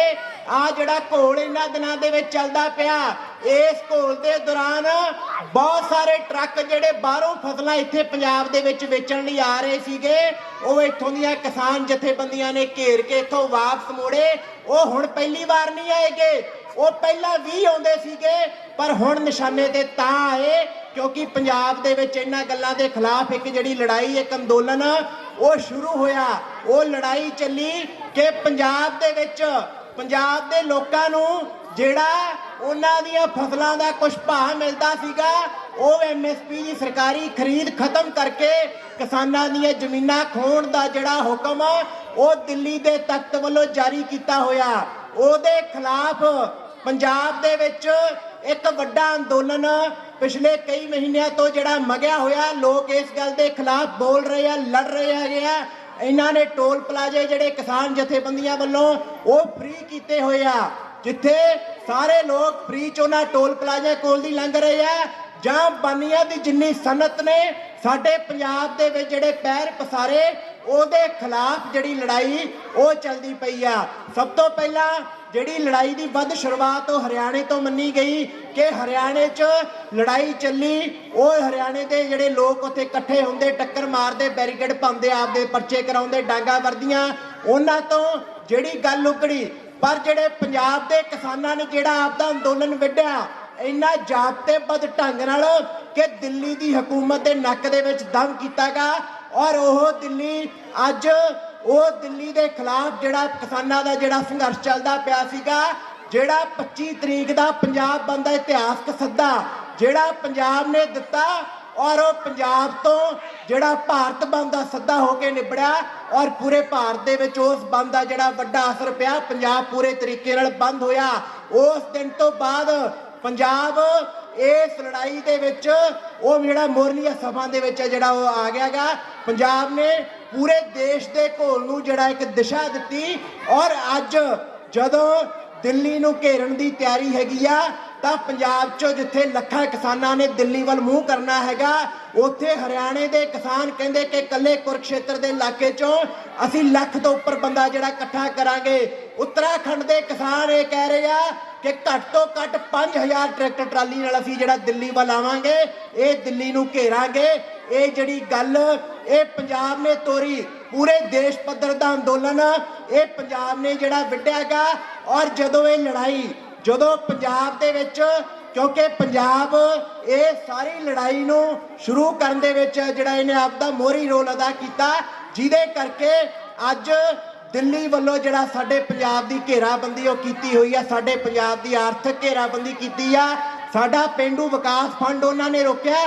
ਹੋਰ ਹਿਸਾਬ ਕਿਤਾਬ ਮੰਗੇ ਜਾ ਰਹੇ ਆ, ਹਿਸਾਬ ਕਿਤਾਬ ਮੰਗਿਆ ਜਾ ਸਕਦਾ, ਇਹ 'ਚ ਕੋਈ ਗਲਤੀ ਨਹੀਂ, ਪਰ ਉਹ ਫੰਡ ਨਹੀਂ ਰੋਕ ਸਕਦੇ। ਕਿਉਂਕਿ ਜਿਹੜੇ ਫੰਡ ਉਹ ਜਾਰੀ ਕਰਦੇ ਆ, ਜਿਹੜੀਆਂ ਗ੍ਰਾਂਟਾਂ ਪੰਜਾਬ ਨੂੰ ਜਾਰੀ ਕਰਦੇ ਹੈਗੇ ਆ, ਉਹ ਪੰਜਾਬ ਦੇ ਲੋਕਾਂ ਵਾਸਤੇ ਆ, ਨਾ ਕਿ ਉਹ ਕੈਪਟਨ ਵਾਸਤੇ। ਜੇ ਕੋਈ ਕੈਪਟਨ ਵਰਗੇ ਜਾਂ ਕੋਈ ਹੋਰ ਸਰਕਾਰੀ ਨੁਮਾਇੰਦੇ ਜੇ ਉਹ ਫੰਡ ਛਕਦੇ ਆ, ਜੋ ਪੈਸੇ ਛਕਦੇ ਹੈਗੇ ਆ, ਤਾਂ ਉਹਨਾਂ ਤੋਂ ਹਿਸਾਬ ਕਿਤਾਬ ਮੰਗੋ। ਪਰ ਉਹ ਪੈਸੇ ਤੇ ਰੋਕ ਨਹੀਂ ਲਾਈ ਜਾ ਸਕਦੀ, ਉਹਨਾਂ ਦੇ ਉੱਪਰ ਕਾਰਵਾਈ ਹੋ ਸਕਦੀ ਆ। ਉਹ ਪੈਸਾ ਜਾਰੀ ਕੀਤਾ ਜਾਣਾ ਚਾਹੀਦਾ। ਪਰ ਉਸ ਦਿੱਲੀ ਦੇ ਜਿਹੜੀ ਇਹ ਲੜਾਈ ਪੰਜਾਬ ਦੇ ਕਿਸਾਨਾਂ ਨੇ ਵਿੱਢੀ ਹੈਗੀ ਆ, ਇਹ ਲੜਾਈ ਨੂੰ ਕਿਸੇ ਤਰੀਕੇ ਨਾਲ ਜਿਹੜਾ ਉਹ ਫੇਲ ਕੀਤਾ ਜਾ ਸਕੇ, ਠੰਡਾ ਪਾਇਆ ਜਾ ਸਕੇ। ਪਰ ਪੰਜਾਬ ਦੇ ਲੋਕ, ਪੰਜਾਬ ਦੀ ਜਵਾਨੀ, ਪੰਜਾਬ ਦੇ ਸੰਘਰਸ਼ੀ ਲੋਕ ਏਦਾਂ ਦੀਆਂ ਘੇਰਾਬੰਦੀਆਂ ਨੂੰ ਉਹ ਤੋੜਦੇ ਆਏ ਆ। ਇਹ ਕੋਈ ਪਹਿਲੀ ਵਾਰ ਨਹੀਂ ਹੋਇਆਗਾ, ਇਹ ਇਤਿਹਾਸ 'ਚ ਸਾਡੇ ਨਾਲ ਬਹੁਤ ਵਾਰ ਵਾਪਰ ਚੁੱਕਿਆ। ਉਸ ਦਿੱਲੀ ਦੇ ਤਖਤ ਨੇ ਇਹ ਘੇਰਾਬੰਦੀ ਸਾਡੇ ਪੰਜਾਬ ਦੇ ਲੋਕਾਂ ਨੂੰ, ਸਾਡੇ ਸਿੱਖਾਂ ਨੂੰ ਬਹੁਤ ਵਾਰ ਪਾਈ ਗਈ। ਔਰ ਪੰਜਾਬ ਦੇ ਲੋਕਾਂ ਨੇ ਇਸ ਘੇਰੇ ਨੂੰ ਹਮੇਸ਼ਾ ਤੋੜਿਆ। ਜਦੋਂ ਸਾਡੇ ਗੁਰੂ ਗੋਬਿੰਦ ਸਿੰਘ ਹੋਰਾਂ ਦੀ ਲੜਾਈ ਜਦੋਂ ਮੁਗਲ ਹਕੂਮਤ ਦੇ ਖਿਲਾਫ ਸੀਗੀ, ਜਦੋਂ ਉਸ ਜ਼ਾਲਮ ਰਾਜਾ ਜਿਹੜਾ ਔਰੰਗਜ਼ੇਬ ਦਿੱਲੀ ਦੇ ਤਖਤ ਤੇ ਬੈਠਾ ਹੋਇਆ ਸੀਗਾ, ਉਹ ਪੰਜਾਬ ਦੇ ਲੋਕਾਂ ਦੇ ਉੱਪਰ ਜ਼ਬਰ ਢਾ ਰਿਹਾ ਸੀਗਾ, ਉਹ ਦੇਸ਼ ਦੇ ਲੋਕਾਂ ਦੇ ਉੱਪਰ ਜ਼ਬਰ ਢਾ ਰਿਹਾ ਸੀਗਾ, ਤਾਂ ਉਹਦੀ ਅੱਖਾਂ ਦੇ ਵਿੱਚ ਅੱਖਾਂ ਪਾ ਕੇ ਗੱਲ ਕੀਤੀ ਪੰਜਾਬ ਨੇ। ਔਰ ਉਹ ਔਰੰਗਜ਼ੇਬ ਨੇ ਜਦੋਂ ਚਮਕੌਰ ਦੀ ਗੜੀ ਦੇ ਵਿੱਚ ਸਾਡੇ ਗੁਰੂ ਸਾਹਿਬ ਨੂੰ ਘੇਰਿਆ, ਤਾਂ ਗੁਰੂ ਸਾਹਿਬ ਦੇ ਜਿਹੜੇ 2 ਬੱਚਿਆਂ ਨੇ ਆਪਦੀ ਜਾਨ ਕੁਰਬਾਨ ਕਰਕੇ ਔਰ ਬਾਕੀ ਸਾਰੇ ਸਿੰਘਾਂ ਨੇ ਆਪਦੀ ਲੜਾਈ ਉਸ ਕੱਚੀ ਚਮਕੌਰ ਦੀ ਗੜੀ ਨੂੰ ਆਪਦਾ ਜਿਹੜਾ ਕਿਲਾ ਬਣਾ ਕੇ ਉੱਥੋਂ ਚੱਲ ਰਹੇ ਸੰਘਰਸ਼ ਨੂੰ ਹੋਰ ਤੇਜ਼ ਕੀਤਾ ਜਾ ਸਕੇ। ਬਾਬਾ ਬੰਦਾ ਬਹਾਦਰ ਜਿਹਨੇ ਸਾਨੂੰ ਜ਼ਮੀਨਾਂ ਦੇ ਮਾਲਕ ਬਣਾਇਆ, ਜਿਹਦੀ ਬਦੌਲਤ ਅੱਜ ਪੰਜਾਬ ਦੇ ਵਿੱਚ ਕਿਸਾਨ ਇਹ ਗੱਲ ਕਹਿੰਦਾ ਕਿ ਜ਼ਮੀਨ ਸਾਡੀ ਮਾਂ ਆ, ਜ਼ਮੀਨ ਦੇ ਸਿਰ ਤੇ ਸਾਡੀ ਸਰਦਾਰੀ ਆ। ਉਹ ਬਾਬਾ ਬੰਦਾ ਬਹਾਦਰ ਨੇ ਖੰਡਾ ਵਾਹ ਕੇ ਪੰਜਾਬ ਦੇ ਵਿੱਚ ਉਸ ਔਰੰਗਜ਼ੇਬ ਦੀ ਹਕੂਮਤ ਨੂੰ ਇੱਥੋਂ ਪੱਟ ਕੇ ਉਹਦੇ ਖਿਲਾਫ ਲੜਾਈ ਵਿੱਢ ਕੇ ਸਾਡੇ ਪੰਜਾਬ ਦੇ ਵਿੱਚ ਪੰਜਾਬ ਦੇ ਕਿਸਾਨਾਂ ਨੂੰ, ਜਿਹੜੇ ਜ਼ਗੀਰਦਾਰਾਂ ਦੇ ਥੱਲੇ ਲੱਗ ਕੇ ਕੰਮ ਕਰਦੇ ਸੀ, ਜਿਹੜੇ ਮੁਜ਼ਾਹਰੇ ਸੀਗੇ, ਇਹਨਾਂ ਮੁਜ਼ਾਹਰਿਆਂ ਨੂੰ ਜ਼ਮੀਨਾਂ ਦੇ ਮਾਲਕ ਬਣਾਇਆ। ਅੱਜ ਸਾਡੇ ਕੋਲੇ ਜਿਹੜੀਆਂ ਜ਼ਮੀਨਾਂ ਦੀਆਂ ਰਜਿਸਟਰੀਆਂ ਉਹ ਬਾਬਾ ਬੰਦਾ ਬਹਾਦਰ ਦੀ ਦੇਣ ਆ। ਉਸ ਬਾਬਾ ਬੰਦਾ ਬਹਾਦਰ ਨੂੰ ਉਸ ਦਿੱਲੀ ਦੇ ਤਖਤ ਨੇ ਵੀ ਉਹਨੂੰ ਵੀ ਘੇਰਾ ਪਾਇਆਗਾ, ਪਰ ਉਹ ਬਾਬਾ ਬੰਦਾ ਬਹਾਦਰ ਦੀਆਂ ਫੌਜਾਂ ਨੇ ਵੀ ਉਹ ਘੇਰਾ ਵੀ ਤੋੜਿਆ ਔਰ ਉਹਦੇ ਪਾਏ ਘੇਰੇ ਦੇ ਵਿੱਚ ਲੜਦੇ ਹੋਏ ਆਪ ਦੀ ਜਾਨ ਵੀ ਕੁਰਬਾਨ ਕੀਤੀ, ਆਪ ਦੇ ਨਾਲ ਦੇ ਸਿੰਘਾਂ ਦੀ ਜਾਨ ਵੀ ਕੁਰਬਾਨ ਕੀਤੀ, ਆਪ ਦਾ ਇੱਕ ਛੋਟਾ ਬੱਚਾ ਅਜੇਪਾਲ ਉਹਦੀ ਜਾਨ ਵੀ ਕੁਰਬਾਨ ਕੀਤੀ। ਪਰ ਉਸ ਦਿੱਲੀ ਦੇ ਤਖਤ ਅੱਗੇ ਕਦੇ ਆਪ ਦੀ ਨੀਵੀਂ ਨਹੀਂ ਪਾਈ, ਧੌਣ ਨੀਵੀਂ ਨਹੀਂ ਕੀਤੀ ਗਈ। ਅੱਜ ਜੇ ਦਿੱਲੀ ਨੂੰ ਨਹੀਂ ਸਕਦਾਗਾ ਇਹ ਭੁਲੇਖਾ ਉਹ ਆਪਦੇ ਦਿਲ ਦੇ ਵਿੱਚੋਂ ਕੱਢ ਦੇਵੇ। ਉਸ ਦਿੱਲੀ ਨੂੰ ਜਿਹੜੇ ਪੰਜਾਬ ਦੇ ਲੱਖਾਂ ਕਿਸਾਨ, ਘੱਟ ਤੋਂ ਘੱਟ 3 ਲੱਖ ਦੇ ਕਿਸਾਨ ਜਿਹੜਾ ਉਹ ਦਿੱਲੀ ਵੱਲ ਕੂਚ ਕਰਕੇ ਉਹਦੇ ਪਾਏ ਹੋਏ ਇਸ ਘੇਰੇ ਦਾ, ਉਹਦੀ ਪਾਈ ਹੋਈ ਇਸ ਭਾਜੀ ਦਾ ਉਹ ਜਵਾਨ ਮੋੜੂਗਾ 26 ਤਰੀਕ ਨੂੰ ਦਿੱਲੀ ਵੱਲ ਨੂੰ ਤੁਰ ਕੇ। 26 ਤਰੀਕ ਨੂੰ ਦਿੱਲੀ ਵੱਲ ਜਿਹੜਾ ਉਧਰ ਨੂੰ ਕੂਚ ਕਰਕੇ ਉਹਦੇ ਇਸ ਘੇਰੇ ਨੂੰ ਤੋੜਨ ਦਾ ਜਿਹੜਾ ਜਵਾਬ, ਜਿਹੜੀ ਪੂਰੇ ਮੁਲਕ ਦੇ ਵਿੱਚ ਰਾਜ ਕਰਦੀ ਆ, ਦੂਜੀ ਉਹ ਜਿਹੜੀ ਕੱਲੀ ਦਿੱਲੀ ਦੇ ਵਿੱਚ ਰਾਜ ਕਰਦੀ ਆ। ਔਰ ਉਹ ਦੂਜੀ ਸਰਕਾਰ ਨੇ ਵੀ ਉੱਥੇ ਇਹ ਗੱਲ ਕਹੀ ਕਿ ਕਰੋਨਾ ਵੱਧਦਾ ਪਿਆ, ਜੇ ਮਾਸਕ ਨਾ ਲਾਊਗਾ ਉਹਦੇ ਉੱਪਰ ਬਹੁਤ ਲੰਮੀ ਚਰਚਾ ਜਿਹੜੀ ਪੰਜਾਬ ਦੇ ਵਿੱਚ ਚੱਲ ਚੁੱਕੀ ਹੈਗੀ ਆ, ਜਿਹਦੇ ਕਰਕੇ ਇਹਨਾਂ ਕਾਨੂੰਨਾਂ ਬਾਰੇ ਮੇਰੀ ਗੱਲ ਨਹੀਂ ਗੀ। ਇਹ ਕਾਨੂੰਨ ਰੱਦ ਕਰਾਉਣ ਲਈ ਪੰਜਾਬ ਦੀ ਜਿਹੜੀ ਕਿਸਾਨੀ ਹੈਗੀ ਆ ਉਹ ਸੰਘਰਸ਼ ਦੇ ਮੈਦਾਨ ਦੇ ਵਿੱਚ ਡਟੀ ਹੋਈ ਆ। ਔਰ ਇਹ ਜਵਾਨੀ ਉਹ ਪੰਜਾਬ ਦੇ ਜਿਹੜੇ ਬਜ਼ੁਰਗ ਕਿਸਾਨ ਉਹਨਾਂ ਦਾ ਸਾਥ ਦਿੰਦੇ ਹੋਏ ਉਹਨਾਂ ਦੇ ਨਾਲ ਜਿਹੜਾ ਸੰਘਰਸ਼ ਦੇ ਮੈਦਾਨ ਦੇ ਵਿੱਚ ਡਟ ਕੇ ਔਰ 26 ਤਰੀਕ ਨੂੰ ਜਿਹੜਾ ਦਿੱਲੀ ਨੂੰ ਵੱਡਾ ਘੇਰਾ ਪੈ ਰਿਹਾ ਉਸ ਘੇਰੇ ਨੂੰ ਸਫਲ ਬਣਾਵਾਂਗੇ। ਔਰ ਦਿੱਲੀ ਨੇ ਜਿਹੜਾ ਪੰਜਾਬ ਨੂੰ ਘੇਰਾ ਪਾਉਣ ਦੀ ਕੋਸ਼ਿਸ਼ ਕੀਤੀ ਆ ਉਹਦਾ ਘੇਰਾ ਤੋੜ ਕੇ ਜਿਹੜਾ ਅਸੀਂ ਉਹ ਆਪਣਾ ਘੇਰਾ ਆਪਣੇ ਏਕੇ ਦੇ ਬਲ ਦੇ ਉੱਪਰ ਜਿਹੜਾ ਉਹਦਾ ਉਹ ਘੇਰਾ ਤੋੜਾਂਗੇ। ਔਰ ਆਖਰ ਦੇ ਵਿੱਚ ਸੰਤ ਰਾਮਦਾਸੀ ਹੋਰਾਂ ਦੇ ਗੀਤ ਦਾ ਇੱਕ ਸ਼ੇਰ ਜੋ ਉਹਨਾਂ ਨੇ ਗੁਰੂ ਗੋਬਿੰਦ ਸਿੰਘ ਦੀ ਲੜਾਈ ਨੂੰ ਉਧਰ ਉਹਨੂੰ ਸਮਰਪਿਤ ਹੋ ਕੇ ਉਹਨਾਂ ਨੂੰ ਸੰਬੋਧਿਤ ਹੋ ਕੇ ਉਹਨਾਂ ਨੇ ਉਹ ਆਪ ਦਾ ਸ਼ੇਰ, ਆਪ ਦਾ ਗੀਤ ਉਹ ਲਿਖਿਆਗਾ। ਉਹਦੀਆਂ ਕੁਝ ਸਤਰਾਂ ਕਿ ਮਾਛੀਵਾੜੇ ਦੇ ਸੱਥਰ ਦੇ ਗੀਤ ਵਿੱਚੋਂ ਅਸੀਂ ਉੱਠਾਂਗੇ ਚੰਡੀ ਦੀ ਵਾਰ ਬਣ ਕੇ, ਜਿੰਨਾ ਸੂਲਾ ਨੇ ਦਿੱਤਾ ਨਾ ਸੌਣ ਤੈਨੂੰ ਛਾਂਗ ਦਿਆਂਗੇ ਖੰਡੇ ਦੀ ਧਾਰ ਬਣ ਕੇ, ਜਿੰਨਾ ਕੰਧ ਸਰਹੰਦ ਦੀ ਤੋੜਨੀ ਆ ਅਜੇ ਤੱਕ ਉਹ ਸਾਡੇ ਹਥਿਆਰ ਜਿਉਂਦੇ ਅੰਗੂਠਾ ਲਾਇਆ ਨਹੀਂ, ਜਿੰਨਾ ਵਿਦਾਵਿਆਂ ਤੇ ਅਜੇ ਸਿੰਘੋ ਲੱਖ ਹਜ਼ਾਰ ਜਿਉਂਦੇ, ਇਸ ਕੱਚੀ ਗੜੀ ਚਮਕੌਰ ਮੂਰੇ ਕਿਲਾ ਦਿੱਲੀ ਦਾ ਅਸੀਂ ਝੁਕਾ ਦਿਆਂਗੇ, ਤੂੰ ਝੋਰਾ ਕਰੀ ਨਾ ਕਿਲੇ ਆਨੰਦਪੁਰ ਦਾ, ਕੁੱਲੀ ਕੁੱਲੀ ਨੂੰ ਕਿਲਾ ਬਣਾ ਦਿਆਂਗੇ, ਕੁੱਲੀ ਕੁੱਲੀ ਨੂੰ ਕਿਲਾ ਬਣਾ ਦਿਆਂਗੇ। ਅਸੀਂ ਉਸ ਕੁੱਲੀ ਕੁੱਲੀ ਨੂੰ ਕਿਲਾ ਬਣਾਉਣ ਵਾਲੀ ਵਿਰਾਸਤ ਨੂੰ ਅੱਗੇ ਤੋਰਾਂਗੇ ਔਰ ਉਸ ਦਿੱਲੀ ਦੇ ਪਾਈ ਹੋਈ ਜਿਹੜੀ ਭਾਜੀ ਉਹ ਦਿੱਲੀ ਪਾ ਰਹੀ ਹੈਗੀ ਆ ਉਹਨੂੰ ਜਿਹੜਾ ਉਹ ਦੁੱਗਣੀ ਕਰਕੇ ਉਹਨੂੰ ਮੋੜਾਂਗੇ। ਉਸ ਦਿੱਲੀ ਵੱਲੋਂ ਪਾਇਆ ਗਿਆ ਹਰ ਸਵਾਲ, ਉਹਦੇ ਹਰ ਸਵਾਲ ਦਾ ਜਵਾਬ ਪੰਜਾਬ ਦੇ ਲੋਕ ਆਪਦੇ ਸੰਘਰਸ਼ ਦੇ ਏਕੇ ਦੇ ਨਾਲ ਦੇਣਗੇ। ਔਰ 26 ਤਰੀਕ ਨੂੰ ਜਿਹੜਾ ਦਿੱਲੀ ਵੱਲ ਉਹ ਜਿਹੜਾ ਪੰਜਾਬ ਦੇ ਲੋਕ ਉਧਰ ਨੂੰ ਕੂਚ ਕਰ ਰਹੇ ਆ, ਫਰੀਦਕੋਟ ਚੋਂ ਜਿਹੜਾ ਇਹ ਸੰਘਰਸ਼ ਇਹ ਕਾਫਲਾ ਉਹ ਸਰਦੂਲਗੜ੍ਹ ਵੱਲ ਰਵਾਨਾ ਹੋਣਾ, ਕਿਉਂਕਿ ਜਿੰਨੇ ਬਾਰਡਰ ਲੱਗਦੇ ਆ ਉਹ ਸਾਰੇ ਬਾਰਡਰਾਂ ਵੱਲ ਆਪਾਂ ਤੁਰਨਾ ਹੈਗਾ। ਔਰ ਫਰੀਦਕੋਟ ਦੇ ਬੰਦਿਆਂ ਦੀ ਲੋਕਾਂ ਦੀ ਜ਼ਿੰਮੇਵਾਰੀ ਉਹ ਸਰਦੂਲਗੜ੍ਹ ਵੱਲ ਜਾਣ ਦੀ ਲੱਗੀ ਹੈਗੀ ਆ। ਜਿਹੜਾ ਚਹਿਲਾ ਵਾਲਾ ਪੁਲ ਹੈਗਾ ਉੱਥੋਂ ਆਪਣਾ ਕਾਫਲਾ ਤੁਰਨਾ, ਜਿਨ੍ਹਾਂ ਨੇ ਜਾਣਾ 25 ਤਰੀਕ ਨੂੰ ਆਪਣਾ ਇਹ ਕਾਫਲਾ ਜਿਹੜਾ ਉੱਥੋਂ ਤੁਰੂਗਾ, ਜਿਨ੍ਹਾਂ ਲੋਕਾਂ ਨੇ ਉੱਥੋਂ ਜਾਣਾ ਹੈਗਾ ਆਪਾਂ ਸਾਰੇ ਜਿਹੜਾ ਉੱਥੇ ਉਸ ਕਾਫਲੇ ਦੇ ਵਿੱਚ ਸ਼ਾਮਲ ਹੋਈਏ ਔਰ ਉਹਦੇ ਵਿੱਚ ਆਪਣੀ ਜਿਹੜੀ ਹਾਜ਼ਰੀ ਲਵਾ ਕੇ ਇਸ ਸੰਘਰਸ਼ ਦੇ ਵਿੱਚ ਆਪ ਦੀ ਜਿਹੜੀ ਬਣਦੀ ਉਹ ਲੜਾਈ 'ਚ ਹਿੱਸਾ ਪਾ ਕੇ ਆਪਣਾ ਧਿਆਨ ਨਾਲ ਗੱਲ ਸੁਣੀ। ਤੁਹਾਡੇ ਸਾਰਿਆਂ ਦਾ ਬਹੁਤ ਬਹੁਤ ਧੰਨਵਾਦ। ਜੈ ਜਨਤਾ, ਜੈ ਸੰਘਰਸ਼, ਜਿੱਤ ਹਮੇਸ਼ਾ ਲੜਦੇ ਲੋਕਾਂ ਦੀ। ਸੋ ਇਹ ਸਨ ਸਾਡੇ ਸਾਥੀ ਕੇਸ਼ਵ ਆਜ਼ਾਦ ਜੀ। ਸੋ ਬਹੁਤ ਹੀ ਚੰਗੇ ਵਿਚਾਰਾਂ ਨਾਲ ਅੱਜ ਦਾ ਮਸਲਾ ਜਿਹੜਾ ਤੁਹਾਡੇ ਸਾਹਮਣੇ ਵਿਆਖਿਆ ਦੇ ਨਾਲ ਪੂਰੀ ਸੁਚੱਜਤਾ ਦੇ ਨਾਲ ਬੜੇ ਹੀ ਅੱਛੇ ਢੰਗ ਨਾਲ ਤੁਹਾਨੂੰ ਸਾਂਝਾ ਕੀਤਾ, ਕਿਉਂਕਿ ਇਹ ਸਭ ਗੱਲਾਂ ਇਹ ਮਸਲੇ ਕਿਸੇ ਹੋਰ ਦੇ ਨਹੀਂ, ਚਾਹੇ ਉਹ ਕਿਸਾਨੀ ਨਾਲ ਜੁੜੇ ਹੋਣ, ਮਜ਼ਦੂਰੀ ਨਾਲ ਜੁੜੇ ਹੋਣ, ਕਿਉਂਕਿ ਇਹ ਸਭ ਮਸਲੇ ਇਹ ਗੱਲਾਂ ਸਾਡੀਆਂ ਸਾਂਝੀਆਂ ਨੇ, ਇਹ ਸਾਡੀਆਂ ਆਪਣੀਆਂ ਨੇ। ਸੋ ਮੈਂ ਜ਼ਿਆਦਾ ਸਮਾਂ ਨਾ ਲੈਂਦਾ ਹੋਇਆ ਸਾਡੇ ਬਹੁਤ ਹੀ ਸੂਝਵਾਨ ਕਿਸਾਨਾਂ ਦੇ ਹਮਾਇਤੀ ਸਰਦਾਰ ਗੁਰਦੱਤ ਸਿੰਘ ਸੇਖੋਂ ਜੀ ਨੂੰ ਬੇਨਤੀ ਕਰਾਂਗੇ ਕਿ ਸੰਗਤ ਨੂੰ ਆਪਣੇ ਬੜੇ ਹੀ ਸ਼ੁੱਧ ਵਿਚਾਰਾਂ ਨਾਲ ਆ ਕੇ ਸਾਂਝੇ ਕਰੋ ਔਰ ਨਿਹਾਲ ਕਰਨਗੇ।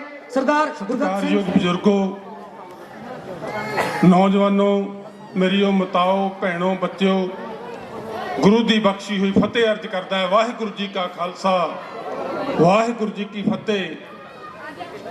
ਸਾਥੀਆਂ ਨੇ ਬੜੇ ਵਿਸਥਾਰ ਦੇ ਨਾਲ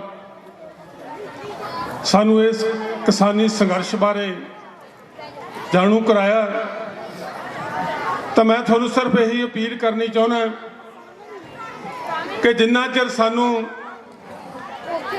ਸਾਡੇ ਇਤਿਹਾਸ ਬਾਰੇ ਨਹੀਂ ਪਤਾ, ਬਬਾਣੀਆਂ ਕਹਾਣੀਆਂ ਪੁੱਤ ਸਪੁੱਤ ਕਰੇਨ, ਅੱਜ ਤੱਕ ਭਾਰਤ ਦਾ ਇਤਿਹਾਸ ਦੇਖ ਲਓ, ਚਾਹੇ ਰਾਮਚੰਦਰ ਤੋਂ ਲੈ ਲਓ, ਚਾਹੇ ਭਗਵਾਨ ਕ੍ਰਿਸ਼ਨ ਮਹਾਰਾਜ ਤੋਂ ਲੈ ਲਓ, ਚਾਹੇ ਗੁਰੂ ਨਾਨਕ ਪਾਤਸ਼ਾਹ ਤੋਂ ਲੈ ਲਓ, ਜ਼ਬਰ ਜ਼ੁਲਮ ਦੇ ਖਿਲਾਫ ਹਮੇਸ਼ਾ ਆਮ ਸਧਾਰਨ ਲੋਕਾਂ ਨੇ ਹਥਿਆਰ ਚੱਕਿਆ ਔਰ ਜ਼ਾਲਮ ਨੂੰ, ਜ਼ਬਰ ਕਰਨ ਵਾਲਿਆਂ ਨੂੰ ਸਧਾਰਨ ਲੋਕਾਂ ਨੇ ਆਪਣੀ ਜੁੱਤੀ ਦੀ ਨੋਕ ਨਾਲ ਚੁਕਾਇਆ। ਤਾਂ ਮੈਂ ਤੁਹਾਨੂੰ ਦੱਸਣਾ ਚਾਹੁੰਦਾ ਕਿ ਅੱਜ ਪੰਜਾਬ ਦੇ ਜੋ ਹਾਲਾਤ ਨੇ ਉਹਨਾਂ ਲਈ ਜ਼ਿੰਮੇਵਾਰ ਕੌਣ ਹੈ? ਕਿਉਂਕਿ ਅਸੀਂ ਜਦੋਂ ਕਈ ਗੱਲਾਂ ਛੱਡ ਜਾਂਦੇ ਹਾਂ, ਰਵਾਇਤਾਂ ਛੱਡ ਦਿੰਦੇ ਹਾਂ। ਗੁਰਬਾਣੀ ਕਹਿੰਦੀ ਹੈ ਜੈਸਾ ਬੀਜੈ ਸੋ ਲੂਣਾ, ਕਰਮਾ ਸੰਦੜਾ ਖੇਤ। ਜੋ ਬੀਜਾਂਗੇ ਉਹ ਵੱਢਣਾ ਪੈਣਾ ਹੈ ਸਾਥੀਓ। ਭਾਰਤ ਦੀ ਧਰਤੀ ਨੇ ਮੋਦੀ ਵਰਗਾ ਨਿਕੰਮਾ ਪ੍ਰਧਾਨ ਮੰਤਰੀ ਬੀਜਿਆ ਤੇ ਉਹ ਸਾਡੇ ਸਾਰੇ ਦੇਸ਼ ਨੂੰ ਅੱਜ ਵੱਢਣਾ ਪੈ ਰਿਹਾ। ਮਾਤੇ ਗੱਲਾਂ ਕਰਿਆ ਕਰੋ ਛੋਟੀ ਸੋਚ ਕਿ ਮੋਦੀ ਨੇ ਇਕੱਲੇ ਸਿੱਖਾਂ ਦਾ ਨੁਕਸਾਨ ਕੀਤਾ। ਜਿਹੜੇ ਰਾਜਸਥਾਨ ਦੇ ਕਿਸਾਨ ਨੇ, ਮਹਾਰਾਸ਼ਟਰ ਦੇ ਕਿਸਾਨ ਨੇ, ਮੱਧ ਪ੍ਰਦੇਸ਼ ਦੇ ਕਿਸਾਨ ਨੇ, ਕੀ ਉਹਨਾਂ ਦਾ ਨੁਕਸਾਨ ਨਹੀਂ ਹੋਇਆ? ਕਿਸਾਨ ਤਾਂ ਕਿਸਾਨ ਹੈ, ਮਜ਼ਦੂਰ ਤਾਂ ਮਜ਼ਦੂਰ ਹੈ, ਚਾਹੇ ਉਹ ਕਿਸੇ ਵੀ ਜਾਤ ਦਾ ਹੋਵੇ, ਕਿਸੇ ਵੀ ਧਰਮ ਦਾ ਹੋਵੇ। ਦੂਜੇ ਪਾਸੇ ਪੰਜਾਬ ਦੇ ਮੁੱਖ ਮੰਤਰੀ ਕੈਪਟਨ ਅਮਰਿੰਦਰ ਸਿੰਘ ਦੀ ਗੱਲ ਕਰੀਏ, ਮੇਰੇ ਸਾਥੀਆਂ ਨੇ ਦੱਸਿਆ ਕਿ ਬੰਦਾ ਸਿੰਘ ਬਹਾਦਰ ਨੇ ਇਹਨਾਂ ਜ਼ਮੀਨਾਂ ਦੇ ਮਾਲਕ ਬਣਾਇਆ ਸਾਨੂੰ, ਪਰ ਸਾਥੀ ਨੇ ਇਹ ਨਹੀਂ ਦੱਸਿਆ ਕਿ ਬੰਦਾ ਸਿੰਘ ਬਹਾਦਰ ਨੂੰ ਗ੍ਰਿਫਤਾਰ ਕਰਵਾਉਣ ਵਾਲਾ ਪੰਜਾਬ ਦਾ ਉਹ ਵੱਡਾ ਸਰਦਾਰ ਕੌਣ ਸੀ। ਬੰਦਾ ਸਿੰਘ ਬਹਾਦਰ ਦੇ ਨਾਲ ਪੰਜਾਬ ਦੇ ਸਰਮਾਏਦਾਰ, ਉਸ ਟਾਈਮ ਦੇ ਵੱਡੇ ਸਰਦਾਰ, ਜ਼ਗੀਰਦਾਰ, ਜੈਲਦਾਰ ਜਿਹੜੇ ਸੀ, ਉਹਨਾਂ ਨੇ ਬੰਦਾ ਸਿੰਘ ਬਹਾਦਰ ਦਾ ਸ੍ਰੀ ਅੰਮ੍ਰਿਤਸਰ ਸਾਹਿਬ ਦੇ ਵਿੱਚ ਜਾ ਕੇ ਵਿਰੋਧ ਕੀਤਾ ਔਰ ਬਾਬਾ ਆਲਾ ਜਿਹੜਾ ਪਟਿਆਲੇ ਵਾਲੇ ਮਹਾਰਾਜ ਦਾ ਵੱਡ ਵਡੇਰਾ ਹੈ, ਉਹਨੇ ਬੰਦਾ ਸਿੰਘ ਬਹਾਦਰ ਨੂੰ ਗ੍ਰਿਫਤਾਰ ਕਰਾਉਣ ਦੇ ਵਿੱਚ ਮੁਗਲ ਹਕੂਮਤ ਦਾ ਸਾਥ ਦਿੱਤਾ। ਸਾਥੀਓ, ਜਦੋਂ ਇਹੋ ਜਿਹੇ ਲੋਕਾਂ ਨੂੰ, ਜੇ ਪੰਜਾਬ ਦੇ ਲੋਕਾਂ ਨੇ ਕੈਪਟਨ ਅਮਰਿੰਦਰ ਸਿੰਘ ਵਰਗੇ ਬੀਜਿਆ ਤੇ ਵੱਢਣੇ ਪੈਣਗੇ ਸਾਨੂੰ। ਜੋ ਬੀਜਾਂਗੇ ਉਹ ਸਾਨੂੰ ਵੱਢਣਾ ਪੈਣਾ। ਤਾਂ ਮੈਂ ਤੁਹਾਨੂੰ ਇਹ ਅਪੀਲ ਕਰਨੀ ਚਾਹੁੰਦਾ, ਕਿਉਂਕਿ ਮੈਂ ਮਕਸਦ ਕਿਸੇ ਦਾ ਸਵਾਲ ਦਾ ਜਵਾਬ ਦੇਣ ਵਾਸਤੇ ਨਹੀਂ ਖੜਾ ਹੋਇਆ ਸੀ, ਪਰ ਮੈਂ ਤੁਹਾਨੂੰ ਦੱਸਣਾ ਚਾਹੁੰਦਾ ਕਿ ਮੈਂ ਹੁਣੇ ਪਿਛਲੇ ਦਿਨੀ ਅਮਰੀਕਾ ਜਾ ਕੇ ਆਇਆ। ਅਮਰੀਕਾ ਦੇ ਅੰਦਰ ਜਿਹੜੀ ਉੱਥੇ ਖੇਤੀ ਆ ਪ੍ਰਾਈਵੇਟ ਲੋਕਾਂ ਦੇ ਹੱਥ ਦੇ ਵਿੱਚ ਹੈ। ਵਾਲਮਾਰਟ ਦਾ ਨਾਮ ਤੁਸੀਂ ਸਾਰਿਆਂ ਨੇ ਸੁਣਿਆ। ਇੱਕ ਛੋਟੀ ਜੀ ਦੁਕਾਨ ਤੋਂ ਸ਼ੁਰੂ ਹੋ ਕੇ ਵਾਲਮਾਰਟ 90 ਦੇਸ਼ਾਂ ਦੇ ਵਿੱਚ ਅੱਜ ਆਪਦੇ ਪੈਰ ਪਸਾਰ ਚੁੱਕਿਆ। ਔਰ ਤੁਹਾਨੂੰ ਮੈਂ ਦੱਸਣਾ ਚਾਹੁੰਦਾ ਕਿ ਅਮਰੀਕਾ ਦੇ ਕਿਸਾਨ ਕੋਲ ਕਿੰਨੀ ਜ਼ਮੀਨ ਹੈ। ਉੱਥੋਂ ਦੇ ਇੱਕ ਬੰਦੇ ਨੂੰ 500 ਏਕੜ ਜ਼ਮੀਨ ਦਾ ਮਾਲਕ ਹੈ। ਅਮਰੀਕਾ ਦਾ ਇੱਕ ਬੰਦਾ, ਉਹਦੀ 500 ਏਕੜ ਜ਼ਮੀਨ ਹਿੱਸੇ ਚ ਆਉਂਦੀ ਹੈ। ਪਰ ਜਿਹੜੇ ਉੱਥੇ ਕਿਸਾਨ ਖੇਤੀ ਕਰਦੇ ਆ, ਉਹ ਸ਼ੁਰੂ ਹੀ ਇੱਥੋਂ ਕਰਦੇ ਆ ਕਿ ਮੇਰੇ ਕੋਲੇ 35,000 ਏਕੜ ਜ਼ਮੀਨ ਹੈ, ਮੇਰੇ ਕੋਲੇ 55,000 ਹੈ, ਮੈਂ 75,000 ਏਕੜ ਵਾਲੇ ਕਿਸਾਨਾਂ ਨੂੰ ਮਿਲ ਕੇ ਆਇਆ। 1,000 ਏਕੜ ਦੇ ਜਿਵੇਂ ਆਪਣੇ ਬਾਹਰ ਲਾਏ ਹੁੰਦੇ ਨੇ ਬੋਰਡ, 1,000 ਏਕੜ ਦੇ ਫਾਰਮਾਂ ਦੇ ਵਿਕਾਊ ਦੇ ਮੈਂ ਬੋਰਡ ਵੇਖ ਕੇ ਆਇਆ ਕਿ 1,000 ਏਕੜ ਦਾ ਫਾਰਮ ਵਿਕਾਊ ਹੈ। ਸਭ ਤੋਂ ਛੋਟਾ ਯੂਨਿਟ ਆਪਾਂ ਕਹਿੰਦੇ ਕਿੱਲਾ, ਉਹਨਾਂ ਦੇ 60 ਏਕੜ ਦੇ ਫਾਰਮ ਨੂੰ ਇੱਕ ਯੂਨਿਟ ਕਹਿੰਦੇ, ਉਹ 160 ਏਕੜ। ਤਾਂ ਸਾਥੀਓ ਉੱਥੇ ਬੀਮਾ ਵੀ ਹੈ ਫਸਲਾਂ ਦਾ, ਉੱਥੇ ਸਾਰਾ ਕੁਝ ਹੈ, ਪਰ ਫਿਰ ਵੀ ਕਿਸਾਨ ਕਿਉਂ ਖੇਤੀ ਆਪਣੀਆਂ ਜਿਹੜੀਆਂ ਜ਼ਮੀਨਾਂ ਵੇਚ ਰਿਹਾ ਹੈ? ਕਿਉਂਕਿ ਉਹਦੇ ਉੱਤੇ ਸਰਮਾਏਦਾਰੀ ਹੈ ਜਿਹੜੀ, ਉਹ ਸਰਮਾਏਦਾਰੀ ਦੇ ਅਧੀਨ ਹੈ ਐਡਾ ਵੱਡਾ ਕਿਸਾਨ। ਅਸੀਂ 5-5 ਕਿੱਲੇ 2.5 ਕਿੱਲਿਆਂ ਦਾ ਮੁਕਾਬਲਾ ਕਿਹਦੇ ਨਾਲ ਹੋਣਾ? ਉਹਨਾਂ ਵੱਡੇ ਕਿਸਾਨਾਂ ਦੇ ਨਾਲ। ਤਾਂ ਸਾਥੀਓ ਇਹ ਲੜਾਈ ਕਿਸੇ ਦੀ ਨਹੀਂ, ਕਿਸਾਨ ਯੂਨੀਅਨ ਦੀ ਨਹੀਂ, ਇਹ ਲੜਾਈ ਸਾਡੇ ਆਉਣ ਵਾਲੇ ਭਵਿੱਖ ਦੀ ਆ, ਸਾਡੇ ਇਹਨਾਂ ਬੱਚਿਆਂ ਦੀ ਆ। ਤਾਂ ਮੈਂ ਸਾਰਿਆਂ ਨੂੰ ਅਪੀਲ ਕਰਦਾ ਕਿ ਇਹ ਲੜਾਈ ਦੇ ਵਿੱਚ ਜਿਹੜਾ ਵੀ ਬੰਦਾ ਜਿੰਨਾ ਯੋਗਦਾਨ ਪਾ ਸਕਦਾ ਉਹ ਪਾਉਣਾ ਚਾਹੀਦਾ, ਕਿਉਂਕਿ ਅੱਜ ਫੇਰ ਧਰਮ ਦਾ ਯੁੱਧ ਹੈ। ਅੱਜ ਇਸ ਧਰਮ ਯੁੱਧ ਦੇ ਵਿੱਚ ਫੇਰ ਨਵਾਂ ਇਤਿਹਾਸ ਲਿਖਿਆ ਜਾਣਾ ਹੈ। ਜਿਵੇਂ ਅਸੀਂ ਪਿਛਲੇ ਸਮੇਂ 'ਚ ਲੜਨ ਵਾਲੇ ਸਰਦਾਰ ਕਰਤਾਰ ਸਿੰਘ ਸਰਾਭੇ ਨੂੰ ਯਾਦ ਕਰਦੇ ਹਾਂ, ਸਰਦਾਰ ਭਗਤ ਸਿੰਘ ਨੂੰ ਯਾਦ ਕਰਦੇ ਹਾਂ, ਸ਼ਹੀਦ ਊਧਮ ਸਿੰਘ ਨੂੰ ਯਾਦ ਕਰਦੇ ਹਾਂ, ਤਾਂ ਜਨਰਲ ਡਾਇਰ ਨੂੰ ਰੋਟੀ ਖਵਾਉਣ ਵਾਲੇ ਮਜੀਠੀਏ ਪਰਿਵਾਰ ਨੂੰ ਵੀ ਯਾਦ ਕਰਦੇ ਹਾਂ, ਖੂਹਾਂ ਵਿੱਚ ਜ਼ਹਿਰ ਪਾਉਣ ਵਾਲੇ ਪ੍ਰਕਾਸ਼ ਸਿੰਘ ਬਾਦਲ ਦੇ ਪਰਿਵਾਰ ਨੂੰ ਵੀ ਯਾਦ ਕਰਦੇ ਹਾਂ, ਅੰਗਰੇਜ਼ਾਂ ਨੂੰ ਫੌਜਾਂ ਦੇਣ ਵਾਲੇ ਕੈਪਟਨ ਅਮਰਿੰਦਰ ਸਿੰਘ ਦੇ ਦਾਦਿਆਂ ਪੜਦਾਦਿਆਂ ਨੂੰ ਵੀ ਯਾਦ ਕਰਦੇ ਹਾਂ। ਪਰ ਮੈਂ ਤੁਹਾਨੂੰ ਦੱਸਣਾ ਚਾਹੁੰਦਾ ਕਿ ਅੱਜ ਫੇਰ ਇਤਿਹਾਸ ਲਿਖਿਆ ਜਾਣਾ ਹੈ। ਇਹ ਕਿਸਾਨਾਂ ਦਾ ਯੁੱਧ ਇੱਕ ਨਵੇਂ ਇਤਿਹਾਸ ਨੂੰ ਜਨਮ ਦੇਵੇਗਾ। ਅੱਜ ਫੇਰ ਨਵੇਂ ਯੋਧੇ ਪੈਦਾ ਹੋਣਗੇ ਔਰ ਨਵੇਂ ਗਦਾਰ ਵੀ ਪੈਦਾ ਹੋਣਗੇ। ਅੱਜ ਫੇਰ ਗਦਾਰਾਂ ਦੀਆਂ ਲਿਸਟਾਂ ਵੀ ਬਣਨਗੀਆਂ, ਅੱਜ ਯੋਧਿਆਂ ਦੀਆਂ ਲਿਸਟਾਂ ਵੀ ਬਣਨਗੀਆਂ। ਪਰ ਮੈਂ ਤੁਹਾਨੂੰ ਇਹ ਅਪੀਲ ਕਰਨੀ ਚਾਹੁੰਦਾ ਕਿ ਆਓ ਗੁਰੂ ਗੋਬਿੰਦ ਸਿੰਘ ਮਹਾਰਾਜ ਦੇ ਬੱਚਿਓ, ਕਿਤੇ ਸਾਡਾ ਨਾਂ ਗਦਾਰਾਂ ਦੀ ਲਿਸਟ 'ਚ ਨਾ ਲਿਖਿਆ ਜਾਵੇ, ਕਿਤੇ ਸਾਡਾ ਨਾਂ ਉਹਨਾਂ ਗਦਾਰਾਂ ਦੀ ਲਿਸਟ 'ਚ ਨਾ ਲਿਖਿਆ ਜਾਵੇ। ਅਸੀਂ ਤਾਂ ਨਵਾਬ ਮਲੇਰਕੋਟਲੇ ਨੂੰ ਜਿਹਨੇ ਸਾਡੇ ਲਈ ਹਾਂ ਦਾ ਨਾਰਾ ਮਾਰਿਆ ਸੀ, ਅਸੀਂ ਅੱਜ ਤੱਕ ਯਾਦ ਰੱਖਦੇ ਹਾਂ।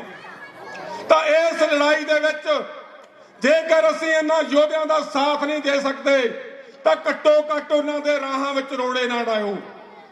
ਮੈਂ ਇੰਨੀ ਅਪੀਲ ਕਰਨੀ ਚਾਹੁੰਦਾ ਕਿਉਂਕਿ ਜਦੋਂ ਇੱਕ ਵਾਰ ਗਦਾਰੀ ਦਾ ਦਾਗ ਜਿਹਦੇ ਮੱਥੇ ਤੇ ਲੱਗ ਗਿਆ, ਗਦਾਰੀ ਦਾ ਦਾਗ ਮੱਥੇ ਤੇ ਲੱਗ ਗਿਆ, ਕੈਪਟਨ ਅਮਰਿੰਦਰ ਸਿੰਘ ਪੰਜਾਬ ਦਾ 2 ਵਾਰੀ ਮੁੱਖ ਮੰਤਰੀ ਬਣਿਆ, ਪਰ ਉਹ ਆਪਦੇ ਵੱਡ ਵਡੇਰਿਆਂ ਦੇ ਦਾਗ ਨਹੀਂ ਲਾ ਸਕਿਆ ਮੱਥੇ ਤੋਂ। ਪ੍ਰਕਾਸ਼ ਸਿੰਘ ਬਾਦਲ 5 ਵਾਰੀ ਪੰਜਾਬ ਦਾ ਮੁੱਖ ਮੰਤਰੀ ਬਣਿਆ, ਪਰ ਆਪਦੇ ਵੱਡ ਵਡੇਰਿਆਂ ਦੇ ਕੀਤੇ ਕੁਕਰਮਾਂ ਦਾ ਦਾਗ ਆਪਦੇ ਮੱਥੇ ਤੋਂ ਨਹੀਂ ਲਾ ਸਕਿਆ। ਤੇ ਅਸੀਂ ਆਮ ਸਧਾਰਨ ਬੰਦੇ, ਪਿੰਡਾਂ ਦੇ ਲੋਕ ਆਪਣੀ ਕੀਤੀ ਹੋਈ ਗਲਤੀ, ਅੱਜ ਜੋ ਆਪਾਂ ਲੋਕ ਜੇ ਕੋਈ ਗਲਤੀ ਕਰਾਂਗੇ, ਇਸ ਗਲਤੀ ਦਾ ਦਾਗ ਸਾਡੀਆਂ ਆਉਣ ਵਾਲੀਆਂ ਪੀੜ੍ਹੀਆਂ ਲਾ ਨਹੀਂ ਸਕਣਗੀਆਂ। ਤਾਂ ਮੈਂ ਤੁਹਾਨੂੰ ਅਪੀਲ ਕਰਦਾ ਕਿ ਇਸ ਯੁੱਧ ਦੇ ਵਿੱਚ ਆਓ ਆਪਾਂ ਆਪਣਾ ਫਰਜ਼ ਨਿਭਾਈਏ ਔਰ ਆਉਣ ਵਾਲੀਆਂ ਪੀੜ੍ਹੀਆਂ ਸਾਡੀਆਂ ਯਾਦ ਕਰਨ ਕਿ ਸਾਡੇ ਵੱਡ ਵਡੇਰਿਆਂ ਨੇ ਸਾਡੇ ਲਈ ਕੁਝ ਕੀਤਾ ਹੈ। ਇੰਨੀਆਂ ਹੀ ਗੱਲਾਂ ਕਰਦਾ ਕਿਉਂਕਿ ਸਾਥੀਆਂ ਨੇ ਬਹੁਤ ਸੋਹਣਾ ਨਾਟਕ ਦਿਖਾਉਣਾ, ਕੋਈ ਅੱਖਰ ਕਿਸੇ ਵੀਰ ਦੀ ਸ਼ਾਨ ਦੇ ਖਿਲਾਫ ਬੋਲਿਆ ਗਿਆ ਹੋਵੇ ਉਹਦੇ ਲਈ ਮਾਫੀ ਚਾਹੁੰਦਾ। ਵਾਹਿਗੁਰੂ ਜੀ ਕਾ ਖਾਲਸਾ। ਕਿਸਾਨੀ ਹਮਾਇਤੀ ਦੇ ਮੈਂਬਰ ਸਰਦਾਰ ਗੁਰਦੱਤ ਸਿੰਘ ਸੇਖੋ ਜੀ ਹੁਣ ਤੁਹਾਡੇ ਰੂਬਰੂ ਕਿਸਾਨਾਂ ਕਿਰਤੀਆਂ ਦਾ ਨਾਟਕ ਕਿਰਤੀ ਤੁਹਾਡੇ ਸਾਹਮਣੇ ਪੇਸ਼ ਕਰਨ ਜਾ ਰਹੇ ਹਾਂ। ਫਿਰਦੌਸ ਰੰਗਮੰਚ ਦੀ ਪੇਸ਼ਕਾਰੀ ਨਿਰਦੇਸ਼ਕ ਰਜਿੰਦਰ ਬੁਲਟ ਜੀ ਤੁਹਾਡੇ ਸਾਹਮਣੇ ਲੈ ਕੇ ਹਾਜ਼ਰ ਹੋ ਰਹੇ ਨੇ। ਮਾਂ ਕਰਦੀ ਤੇਰੀ ਗੋਦ ਨੂੰ ਤਨ ਹੋਰ ਬਥੇਰੇ,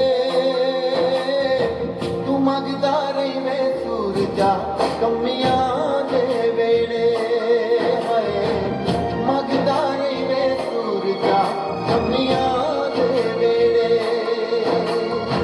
ਮਾਂ ਕਰਦੀ ਤੇਰੀ ਗੋਦ ਨੂੰ, ਉਹ ਮਾਂ ਕਰਦੀ ਤੇਰੀ ਗੋਦ ਨੂੰ ਤਨ ਹੋਰ ਬਥੇਰੇ,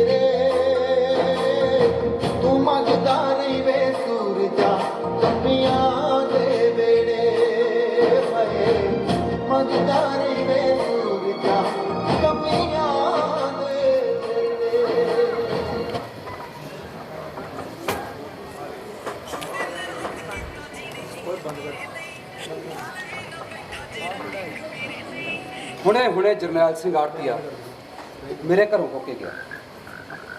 ਮੇਰਾ ਨਾਮ ਬੂਟਾ ਸਿੰਘ ਆ। ਮੁੰਡਾ ਤਾਂ ਮੈਂ ਜੱਟਾਂ ਦਾ, ਪਰ ਹੈਗਾ ਸਧਾਰਨ ਪਰਿਵਾਰ ਚੋਂ। ਅੱਜ ਜਰਨੈਲ ਸਿੰਘ ਆੜਤੀਆ ਮੈਨੂੰ ਆਪਣੇ ਖੇਤ ਕੰਮ ਤੇ ਲੈ ਕੇ ਜਾ ਰਿਹਾ। ਦੋਸਤੋ, ਮੇਰੀ ਇੱਕ ਲੰਮੀ ਕਹਾਣੀ ਹੈ। ਮੈਂ ਵੀ ਕਦੇ ਨਾ ਬੱਚਿਆਂ ਦੇ ਵਾਂਗੂ ਬਚਪਨ 'ਚ ਹੋਇਆ ਕਰਦਾ ਸੀ। ਸਾਰਾ ਦਿਨ ਖੇਡਦਾ ਰਹਿਣਾ, ਕਦੇ ਵੀ ਘਰੇ ਨਹੀਂ ਸੀ ਵੜਦਾ। ਜਦੋਂ ਸਵੇਰੇ ਸਕੂਲ ਦਾ ਟਾਈਮ ਹੁੰਦਾ ਤਾਂ ਸੁੱਤਾ ਪਿਆ ਰਹਿਣਾ, ਤੇ ਮੇਰੀ ਮਾਂ ਤੜਕੇ ਆਵਾਜ਼ਾਂ ਦੇਣ ਲੱਗਦੀ, ਬੂਟੇ ਵੇ ਬੂਟਿਆ, ਆ ਸ਼ੋਰ ਨੇ ਬੜਾ ਤੰਗ ਕੀਤਾ। ਆ ਦਿਨ ਕਿੱਥੇ ਚੜਿਆ ਆ ਤੇ ਇਹਦੀਆਂ ਹਜੇ ਗਿੱਡਾਂ ਹੀ ਨਹੀਂ ਸੂਤ ਆਈਆਂ। ਬੂਟੇ ਵੇ ਬੂਟਿਆ, ਆ ਸੂਰਜ ਦੇਖ ਕਿੱਥੇ ਚੜਿਆ ਆ। ਤੂੰ ਸਕੂਲ ਨਹੀਂ ਜਾਣਾ? ਬੇਬੇ ਮੈਂ ਮੂਲੀ ਜਾਣਾ ਸਕੂਲ। ਵੇ ਕਿੱਥੇ ਨਹੀਂ ਜਾਣਾ ਪੁੱਤ? ਉਹ ਮਾਸਟਰ ਬਹੁਤ ਕੁੱਟਦੇ ਆ। ਪੁੱਤ ਤੂੰ ਪੜਿਆ ਕਰ ਫਿਰ। ਬੇਬੇ ਬਥੇਰਾ ਪੜੀਦਾ ਤਾਂ ਵੀ ਕੁੱਟਦੇ ਆ। ਨਾਲੇ ਸਰਕਾਰ ਦੀਆਂ ਜਦੋਂ ਦੀਆਂ ਤਨਖਾਹਾਂ ਘਟਾਈਆਂ ਮਾਸਟਰਾਂ ਦੀਆਂ, ਉਹ ਤਾਂ ਬਾਹਲਾ ਕੁੱਟਦੇ ਆ। ਸਾਰਾ ਗੁੱਸਾ ਤੁਹਾਡੇ ਤੇ ਕੱਢਦੇ ਆ। ਆ ਪੁੱਤ ਜੇ ਤੂੰ ਪੜਿਆ ਨਾ ਫਿਰ ਤੂੰ ਅਫਸਰ ਕਿਵੇਂ ਲੱਗੇਗਾ ਤੇ ਆਪਾਂ ਚਿੱਟੀ ਕਾਰ ਕਿਵੇਂ ਲਵਾਂਗੇ? ਚਿੱਟੀ ਕਾਰ ਬੇਬੇ? ਹਾਂ ਚਿੱਟੀ ਕਾਰ। ਜਿਹੋ ਜੀ ਨੰਬਰਦਾਰਾਂ ਕਰੇ ਆ। ਹਾਂ ਪੁੱਤ ਉਹੋ ਜੀ ਕਾਰ ਲੈਣੀ ਆਪਾਂ। ਬੇਬੇ ਜਦੋਂ ਆਪਾਂ ਚਿੱਟੀ ਕਾਰ ਲਿਆਂਦੀ ਨਾ, ਮੈਂ ਨੰਬਰਦਾਰਾਂ ਦੇ ਬਾਰ ਮੂਰੇ ਜਾ ਕੇ ਹਾਰਨ ਵਜਾ ਲੱਗਿਆ ਕਰੂਗਾ। ਤੇ ਜਦੋਂ ਬਾਹਰ ਲਾਲਿਆ ਕਰਨਗੇ, ਖੋਲਿਆ ਕਰਨਗੇ, ਮੈਂ ਫੇਰ ਘਰ ਨੂੰ ਭੱਜਿਆ ਕਰੂੰਗਾ। ਪੁੱਤ ਚੰਗਾ, ਤੂੰ ਉਹਨਾਂ ਦੇ ਬਾਰ ਮੂਰੇ ਹਾਰਨ ਮਾਰਿਆ ਕਰੀ। ਚੱਲ ਜਾ ਹੁਣ ਮੇਰਾ ਸ਼ੇਰ, ਸਕੂਲ ਜਾ। ਬੇਬੇ ਇੱਕ ਗੱਲ ਪੁੱਛਣੀ ਸੀ।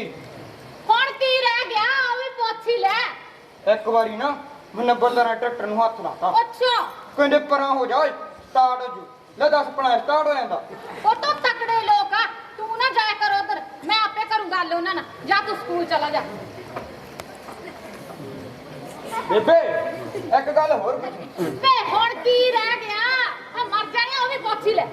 ਜਦੋਂ ਆਪਾਂ ਚਿੱਟੀ ਕਾਰ ਲਿਆਂਦੀ, ਹਾਂ ਤੂੰ ਤਾਂ ਅੱਗੇ ਬਹਿੜਿਆ ਕਰੂੰਗੀ, ਮੈਂ ਚਲਾਇਆ ਕਰੂੰ। ਹਾਂ ਤੇ ਬਾਪੂ ਨੂੰ ਕਿੱਥੇ ਪਾਵਾਂਗੇ? ਗੋਲੀ ਮਾਰ ਉਹਨੂੰ, ਸ਼ਰਾਬੀ ਕੁਆਬੀ ਨੂੰ। ਆਪਾਂ ਕੀ ਲੈਣਾ ਉਹਦੇ ਉਹ ਬੇਬੇ ਆਪਾਂ ਬਾਪੂ ਨੇ ਗੋਲੀ ਕਾਹਨੂੰ ਮਾਰਨੀ? ਆਪਾਂ ਉਹਨੂੰ ਚਿੱਟੀ ਕਾਰ ਹੀ ਚੜਾ ਦਿਆਂਗੇ। ਸਕੂਲ ਜਾ। ਤੇ ਇਸ ਤਰ੍ਹਾਂ ਮੇਰੀ ਬੇਬੇ ਮਿੱਠੀਆਂ ਗੱਲਾਂ ਮਾਰ ਕੇ ਮੈਨੂੰ ਸਕੂਲ ਭੇਜ ਦਿੰਦੀ। ਪਰ ਸਕੂਲ ਜਾ ਕੇ ਵੀ ਆਪਾਂ ਕਿੱਥੇ ਟਿਕਣ ਵਾਲੇ ਸੀ। ਜਦੋਂ ਵੇਖਣਾ ਅੱਗਾ ਪਿੱਛਾ, ਹੋਣੀ ਅੱਧੀ ਛੁੱਟੀ, ਚੱਕਣਾ ਝੋਲਾ ਤੇ ਜਾ ਵੜਨਾ ਪਿੰਡ ਵਾਲੇ ਛੱਪੜ ਤੇ। ਆ ਪਿੰਡ ਵਾਲੇ ਛੱਪੜ ਤੇ ਪਹਿਲਾਂ ਹੀ ਮੇਰੇ ਜੁੰਡੀ ਦੇ ਯਾਰ ਇਕੱਠੇ ਹੋਏ ਹੁੰਦੇ। ਆ ਇੱਕ ਤਾਂ ਹੁੰਦਾ ਸੀ ਜੱਟਾਂ ਵਾਲੇ ਪਾਸਿਓਂ ਨਾਜਰ, ਇੱਕ ਹੁੰਦਾ ਸੀ ਗੋਲੂ, ਇੱਕ ਹੁੰਦਾ ਸੀ ਵਿਹੜੇ ਵਾਲਿਆਂ ਦਾ ਭੋਲਾ, ਜਿਹੜਾ ਮੇਰਾ ਜੁੰਡੀ ਦਾ ਯਾਰ। ਜਦੋਂ ਉਹਨਾਂ ਨੂੰ ਪਤਾ ਲੱਗ ਜਾਣਾ ਕਿ ਮੈਂ ਆ ਗਿਆ ਤਾਂ ਮੈਨੂੰ ਵੇਖ ਕੇ ਉੱਚੀ ਚੀਕਾਂ ਮਾਰਨ ਲੱਗ ਜਾਂਦੇ। ਉਹ ਬੂਟਿਆ, ਉਹ ਤੂੰ ਅੱਜ ਫੇਰ ਭੱਜ ਆਇਆ? ਹਾਂ ਬਾਈ ਭੱਜ ਆਇਆ। ਉਹ ਸਕੂਲ 'ਚ ਟੀਕੇ ਲਾਉਣ ਵਾਲੇ ਆਏ ਸੀ। ਮੈਂ ਚੱਕਿਆ ਬਸਤਾ, ਮਾਰੀ ਕੰਧੋ ਛਾਲ ਤੇ ਆ ਗਿਆ ਫਿਰ। ਉਹ ਬੂਟੇ ਬਈ ਤੈਨੂੰ ਪਤਾ ਅੱਜ ਕੱਲ ਭੂਤਾਂ ਬਹੁਤ ਕਰਦੀਆਂ? ਹਾਂ ਬਾਈ, ਤਾਈਆਂ ਸਮਾਜ 'ਚ ਫੱਥਲ ਲਵਾਈ ਬਹੁਤ ਹੋਈ ਪਈ ਆ। ਉਹ ਬੂਟਿਆ, ਉਹ ਤੈਨੂੰ ਪਤਾ ਆ ਭੂਤਾਂ ਪਾਣੀ ਤੋਂ ਬਹੁਤ ਡਰਦੀਆਂ। ਸੱਚੀ ਬਾਈ? ਆਹੋ।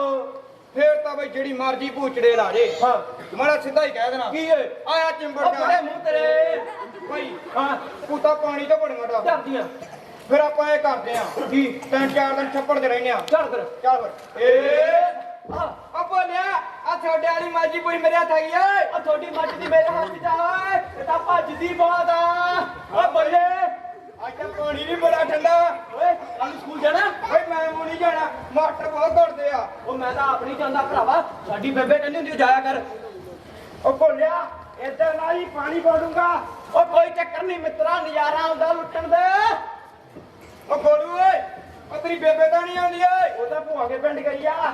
ਚੰਗਾ ਵੀਰੇ। ਉਹ ਬੂਟੇ ਬਈ, ਉਹ ਬੂਟੇ ਬਈ, ਉਹ ਬੂਟੇ ਦੀ ਪੋਟਾ ਡੱਬ ਗਿਆ। ਕਿੱਥੇ ਓਏ? ਆ ਸੇ ਬਈ। ਕਾਢੇ ਨੂੰ ਬਾਰੇ। ਉਹ ਭੋਲਿਆ, ਉਹ ਭੋਲਿਆ, ਉਹ ਭੋਲਿਆ, ਕੀ ਹੋਇਆ ਓਏ? ਕੀ ਹੋਇਆ? ਮੈਨੂੰ ਪਤਾ ਲੱਗ ਗਿਆ ਨੂੰ ਕੀ ਹੋ ਗਿਆ। ਕੀ ਹੋਇਆ? ਇਹ ਤਾਂ ਮਰ ਗਿਆ। ਉਹ ਦਰ ਪਿੱਟੇ ਮੂੰਹ। ਆ ਵੇ ਸਾਹ ਚੱਲਦੇ, ਚੱਕ ਇਹਨੂੰ ਘਰੇ ਛੱਡ ਕੇ।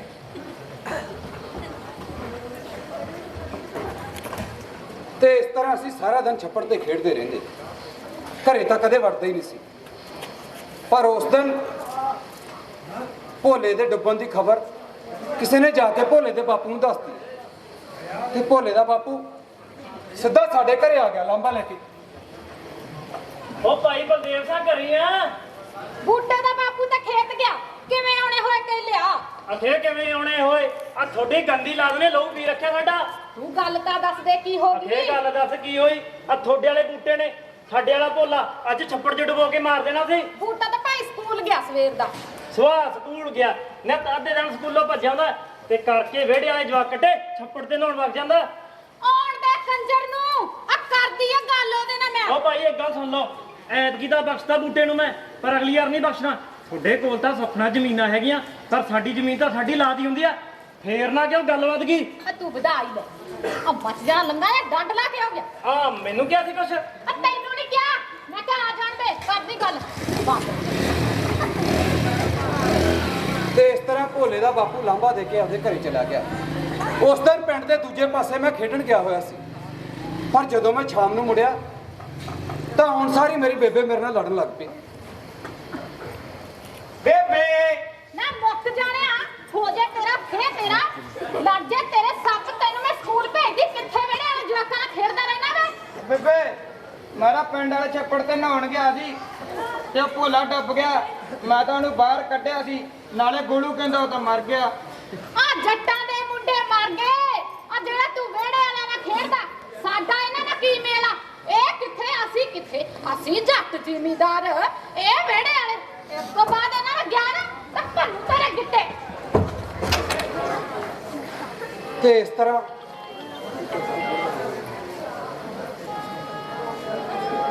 ਮੇਰੀ ਬੇਬੇ ਨੇ ਮੈਨੂੰ ਮੰਜੇ ਤੇ ਸਿੱਟਾ। ਮੈਂ ਉਹਦੀਆਂ ਸਾਰੀਆਂ ਗੱਲਾਂ ਚੁੱਪਚਾਪ ਸੁਣਦਾ ਰਿਹਾ, ਅੱਗੋਂ ਕੁਛ ਨਹੀਂ ਬੋਲਿਆ। ਪਰ ਮਨ ਹੀ ਮਨ ਸੋਚਦਾ ਰਿਹਾ ਕਿ ਬੇਬੇ ਵਿਹੜੇ ਵਾਲਿਆਂ ਦੇ ਭੋਲੇ ਨਾਲ ਯਾਰੀ ਲਾਈ ਆ, ਕੋਈ ਛੋਲਿਆਂ ਦਾ ਵੱਢ ਨਹੀਂ, ਐ ਨਹੀਂ ਛੱਡੀ ਜਾਂਦੀ। ਫਿਰ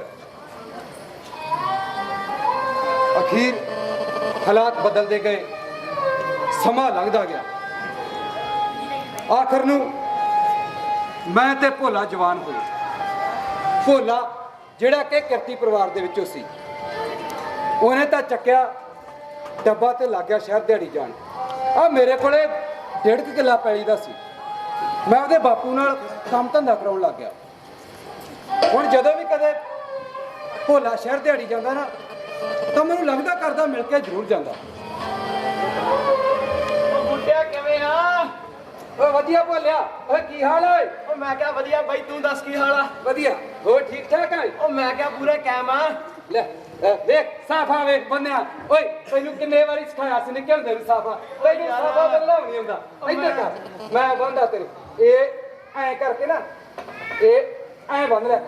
ਠੀਕ ਆ ਭਰਾਵਾ। ਹਾਂ ਕਿੱਧਰ ਚੱਲਿਆ ਸੀ ਓਏ? ਮੈਂ ਕੁਝ ਨਹੀਂ ਯਾਰ, ਕੰਮ ਨੂੰ ਚੱਲਾ ਸੀਗਾ। ਉਹ ਮੈਂ ਸੋਚਿਆ ਤੈਨੂੰ ਮਿਲ ਚੱਲਦੇ ਆ। ਉਹ ਚੰਗਾ ਕੀਤਾ ਜਿਹੜਾ ਤੂੰ ਆ ਗਿਆ।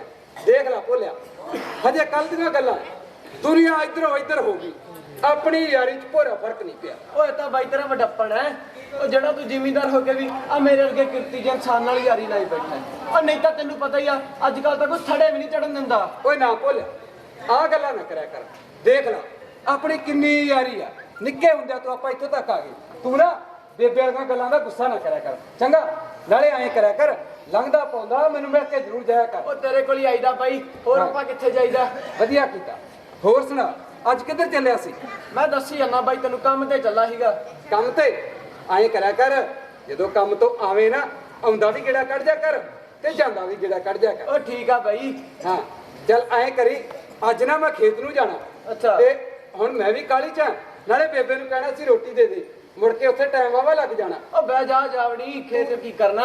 ਤੂੰ ਐਂ ਕਰੀ, ਤੂੰ ਨਾ ਸ਼ਾਮ ਜੇ ਨੂੰ ਗੇੜਾ ਮਾਰੀ, ਉਦੋਂ ਮੈਂ ਕਰਾਂਗੇ ਪਾਰਟੀ, ਚੰਗਾ? ਉਹ ਚੰਗਾ ਭਰਾਵਾ। ਆਹੋ ਗੇੜਾ ਮਾਰ ਲੈ।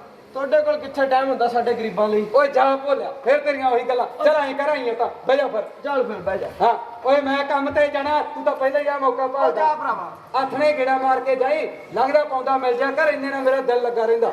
ਚੰਗਾ ਬਾਈ। ਚੰਗਾ। ਓਏ ਲੰਘਦਾ ਪਾਉਂਦਾ ਆ ਜੀ, ਗੇੜਾ ਮਾਰ ਜੀ। ਉਹ ਚੰਗਾ ਯਾਰ।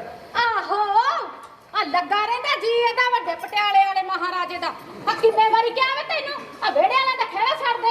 ਉਹ ਬੇਬੇ ਕਿਉਂ ਸੂਈ 90 ਤੇ ਕਰੀ ਫਿਰਦੀ ਆ? ਤੈਨੂੰ ਪਤਾ ਤਾਂ ਹੈਗਾ ਭੋਲਾ ਮੇਰਾ ਬਚਪਨ ਦਾ ਆੜੀ ਆ, ਨਹੀਂ ਯਾਰੀ ਛੱਡੀ ਜਾਂਦੀ ਹੁਣ। ਤੇ ਜੱਟਾਂ ਦੇ ਮੁੰਡੇ ਮਰ ਗਏ ਯਾਰੀ ਲੋਨ ਨੂੰ।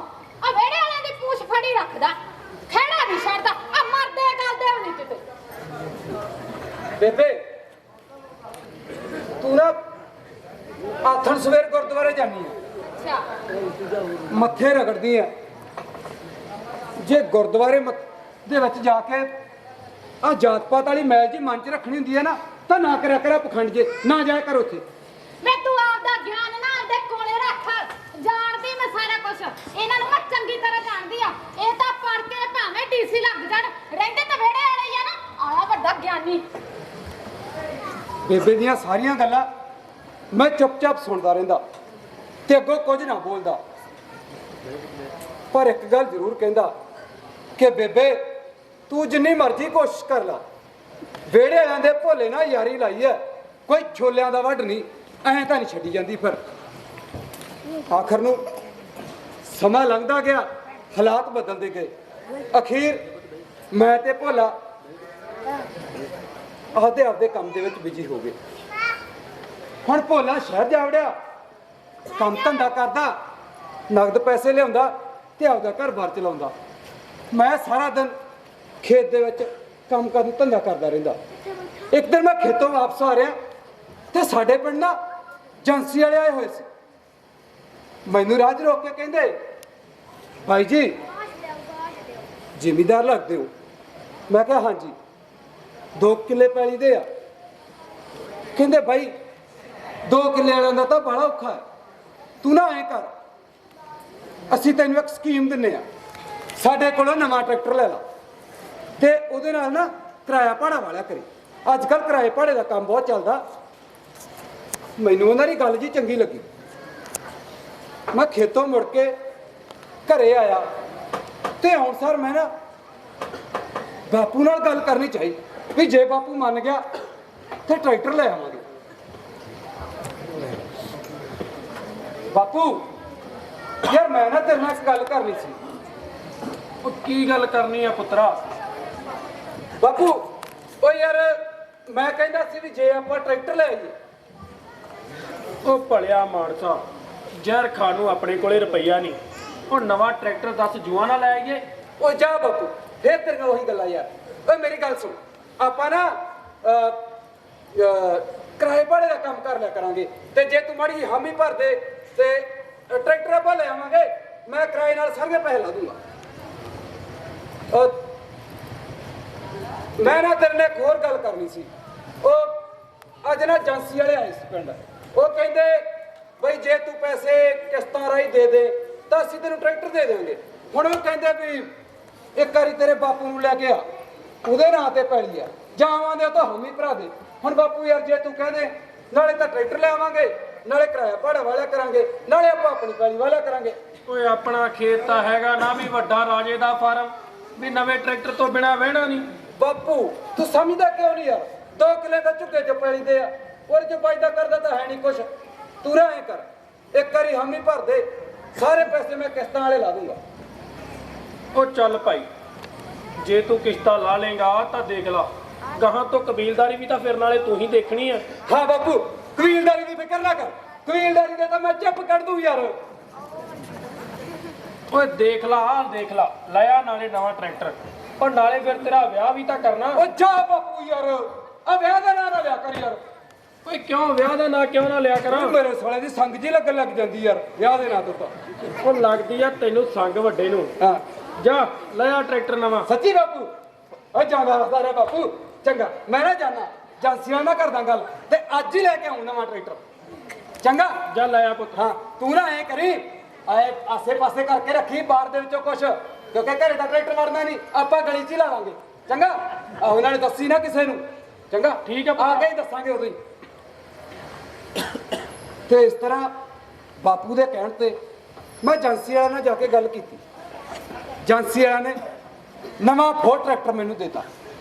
ਉਸ ਦਿਨ ਮੈਂ ਬੜਾ ਖੁਸ਼ੀ ਏਜੰਸੀ ਤੋਂ ਆਇਆ। ਆਉਂਦਾ ਹੋਇਆ मैं डब्बे लेके आया। मैं क्या बापू का जाके मुंह मिठा कराऊंगी। मैं भज्या भज्या घरे वड़िया ते आके सीधा बापू के पैरी हथ लाया। ओ बापू ओ जांदा वास्ता रहा है ओ बधाइयां तैनू नाले मिल गया ट्रैक्टर। ओ मैं ना फिक्र ना कर ट्रैक्टर तो वे खड़ा ओए मार देना लश्का। ओ बापू मेरी गल सुन यार आ मैं ना हुंदे ने डब्बे जे ले दो। मैं क्या भी जाके बापू का मुंह मिठा कराऊं तू मेरी गल जे बन्नी है ऐ कर ए एल मुंह मिठा कर नाले बधाइयां तैनू। तैनू भी पुत्रा बालियां बालियां। बेबे किधर गई बेबे किधर बैठी आ मंजे दे नाल लाई बैठी इधर नांगा भी रख लेना सी ले बेबे फड़ मुंह मिठा कर ए एल नाले बधाइयां तैनू। ਤੈਨੂੰ ਵੀ ਬਹੁਤ ਬਹੁਤ ਬਹੁਤ ਵਧਾਈਆਂ। ਇਹ ਕਿਵੇਂ ਮੱਛਰਿਆ ਫਿਰਦਾ। ਲੈ ਬਾਪੂ ਮੱਛਰੀ ਹੈ ਨਾ ਸੁਕਰਾ ਨਵੇਂ ਟਰੈਕਟਰ ਵਾਲੇ ਹੋਏ ਆ ਯਾਰ ਬੜੀ ਮੋਟੀ ਗੱਲ ਆ ਕੋਈ। ਓ ਬੇਬੇ ਤੂੰ ਨਾ ਇਹ ਕਰ ਆ ਜਿਹੜਾ ਡੱਬਾ ਨਾ ਆਣ ਗੁਆਂਢ ਚ ਵੰਡ ਦੇ ਨਾਲੇ ਲੋਕਾਂ ਨੂੰ ਪਤਾ ਲੱਗ ਜੂ ਆਪਾਂ ਟਰੈਕਟਰ ਲਿਆਂਦਾ। ਚੰਗਾ ਪੁੱਤ ਚੰਗਾ ਵੰਡ। ਆਹੋ ਵੰਡਦੀ ਨਾਲੇ ਬੀਬੀ ਆਈ ਨਾ ਝਾਕੀ ਜਾਂਦੀਆਂ ਸੀ ਜਦੋਂ ਮੈਂ ਆਇਆ ਉਹਨਾਂ ਨੇ ਵੰਡਦੀ। ਚੰਗਾ, ਆਹੋ ਚੰਗਾ। ਬਾਪੂ ਯਾਰ ਤੂੰ ਨਾ ਇਹ ਕਰ ਆ ਡੱਬਾ ਨਾ ਆ ਕੋਟ ਸ਼ਮੀਰ ਵਾਲੀ ਭੂਆ ਨੂੰ ਦੇ ਆ ਜਾ ਕੇ ਨਾਲੇ ਉਹਨੂੰ ਕਹੀਂ ਬਈ ਇਸ ਸਮੱਸਿਆ ਨੂੰ ਆਪਾਂ ਜੰਡ ਸਾਹਿਬ ਜਾਣਾ ਟਰੈਕਟਰ ਲੈ ਕੇ ਉਹਨੂੰ ਕਹੇ ਆ ਜੂਗੀ ਨਾਲੇ ਟਰੈਕਟਰ ਵੇਖ ਜੂਗੀ ਚੰਗਾ ਆ ਫੜ। ਮੈਂ ਜਾਣਾ ਪੁੱਤਰਾ ਪਰ ਧਿਆਨ ਨਾਲ ਚਲਾਇਓ ਟਰੈਕਟਰ ਨਵੀਂ ਮਸ਼ੀਨਰੀ ਆ। ਓ ਜਾ ਯਾਰ ਬਾਪੂ ਫੇਰ ਤੇਰੀਆਂ ਉਹੀ ਗੱਲਾਂ ਉਹ ਟਰੈਕਟਰ ਦੇ ਤਾਂ ਮੈਂ ਕੱਢ ਦੂੰ ਚਾਬੀ ਯਾਰ ਤੂੰ ਜਾ ਸਹੀ ਕਰਾ ਟਰੈਕਟਰ ਕਿਹੜਾ ਚੱਲੂ ਨਾ ਮੈਥੋਂ। ਓ ਬੇਬੇ ਤੂੰ ਨਾ ਇਹ ਕਰ ਜਲਦੀ ਜਲਦੀ ਡੱਬਾ ਵੰਡਿਆ ਸਾਰੇ ਜਾ ਕੇ। ਇਹ ਮੈਂ ਤਾਂ ਵੰਡਿਆ ਨਹੀਂ ਆ ਤੂੰ ਵੀ ਮੇਰੀ ਇੱਕ ਗੱਲ ਸੁਣ। ਹਾਂ। ਆਹ ਡੱਬਾ ਗੁਰਦੁਆਰੇ ਚੜਾਇਆ ਤੇ ਨਾਲੇ ਪਾਠੀ ਨੂੰ ਕਹੀਂ ਵੀ ਤਕੜਾ ਜਿਹਾ ਹੋ ਕੇ ਆਵਾਜ਼ ਦੇ ਦੇ ਵੀ ਅਸੀਂ ਟਰੈਕਟਰ ਨਵਾਂ ਲਿਆਂਦਾ ਭਾਈ ਜਿਨ੍ਹਾਂ ਨੇ ਵਾਹੀ ਬਜਾਈ ਦਾ ਕੰਮ ਕਰਾਉਣਾ ਸਾਡੇ ਤੋਂ ਕਰਾਵੇ। ਉਹ ਤਾਂ ਜੇ ਕੋਈ ਕੰਮ ਆਉ ਤਾਂ ਹੀ ਫਾਇਦਾ ਆਪਾਂ ਨੂੰ।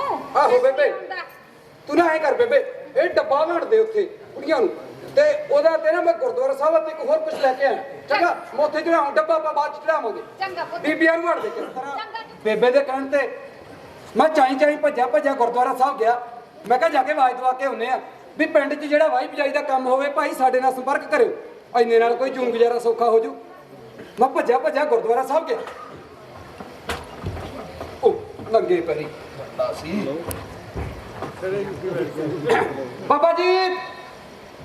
ਬਾਬਾ ਜੀ ਆ ਗਿਆ ਭਾਈ ਕੌਣ ਆ ਬਾਬਾ ਜੀ ਮੈਂ ਆ ਬਲਦੇਵ ਦਾ ਮੁੰਡਾ ਬੂਟਾ ਜੀ। ਬਾਬਾ ਜੀ ਸਤਿ ਸ੍ਰੀ ਅਕਾਲ ਜੀ। ਸਤਿ ਸ੍ਰੀ ਅਕਾਲ ਭਾਈ ਸਤਿ ਸ੍ਰੀ ਅਕਾਲ। ਹਾਂ ਬਾਬਾ ਜੀ ਵਧਾਈਆਂ ਤੁਹਾਨੂੰ ਨਾਲੇ ਕਾਹਦੀਆਂ ਭਾਈ ਆਪਾਂ ਜੀ ਨਵਾਂ ਫੋਰਡ ਟਰੈਕਟਰ ਲੈ ਆਂਦਾ ਜੀ।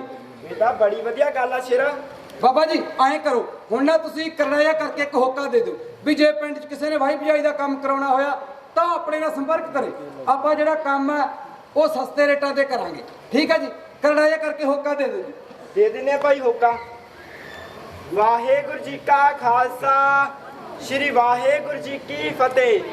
ਭਾਈ ਬੇਨਤੀ ਕੀਤੀ ਜਾਂਦੀ ਹੈ ਕਿ ਸਰਦਾਰ ਬਾਬਾ ਜੀ ਉਹ ਨਾ ਬਾਪੂ ਦਾ ਕੋਟ ਸ਼ਮੀਰ ਵਾਲੀ ਭੂਆ ਕੋਲੇ ਗਿਆ ਤੁਸੀਂ ਨਾ ਅੱਜ ਮੇਰਾ ਨਾਂ ਹੀ ਲੈ ਦਿਓ ਬਈ ਬੂਟਾ ਸਿੰਘ ਕਹਿੰਦੇ ਆਹੋ।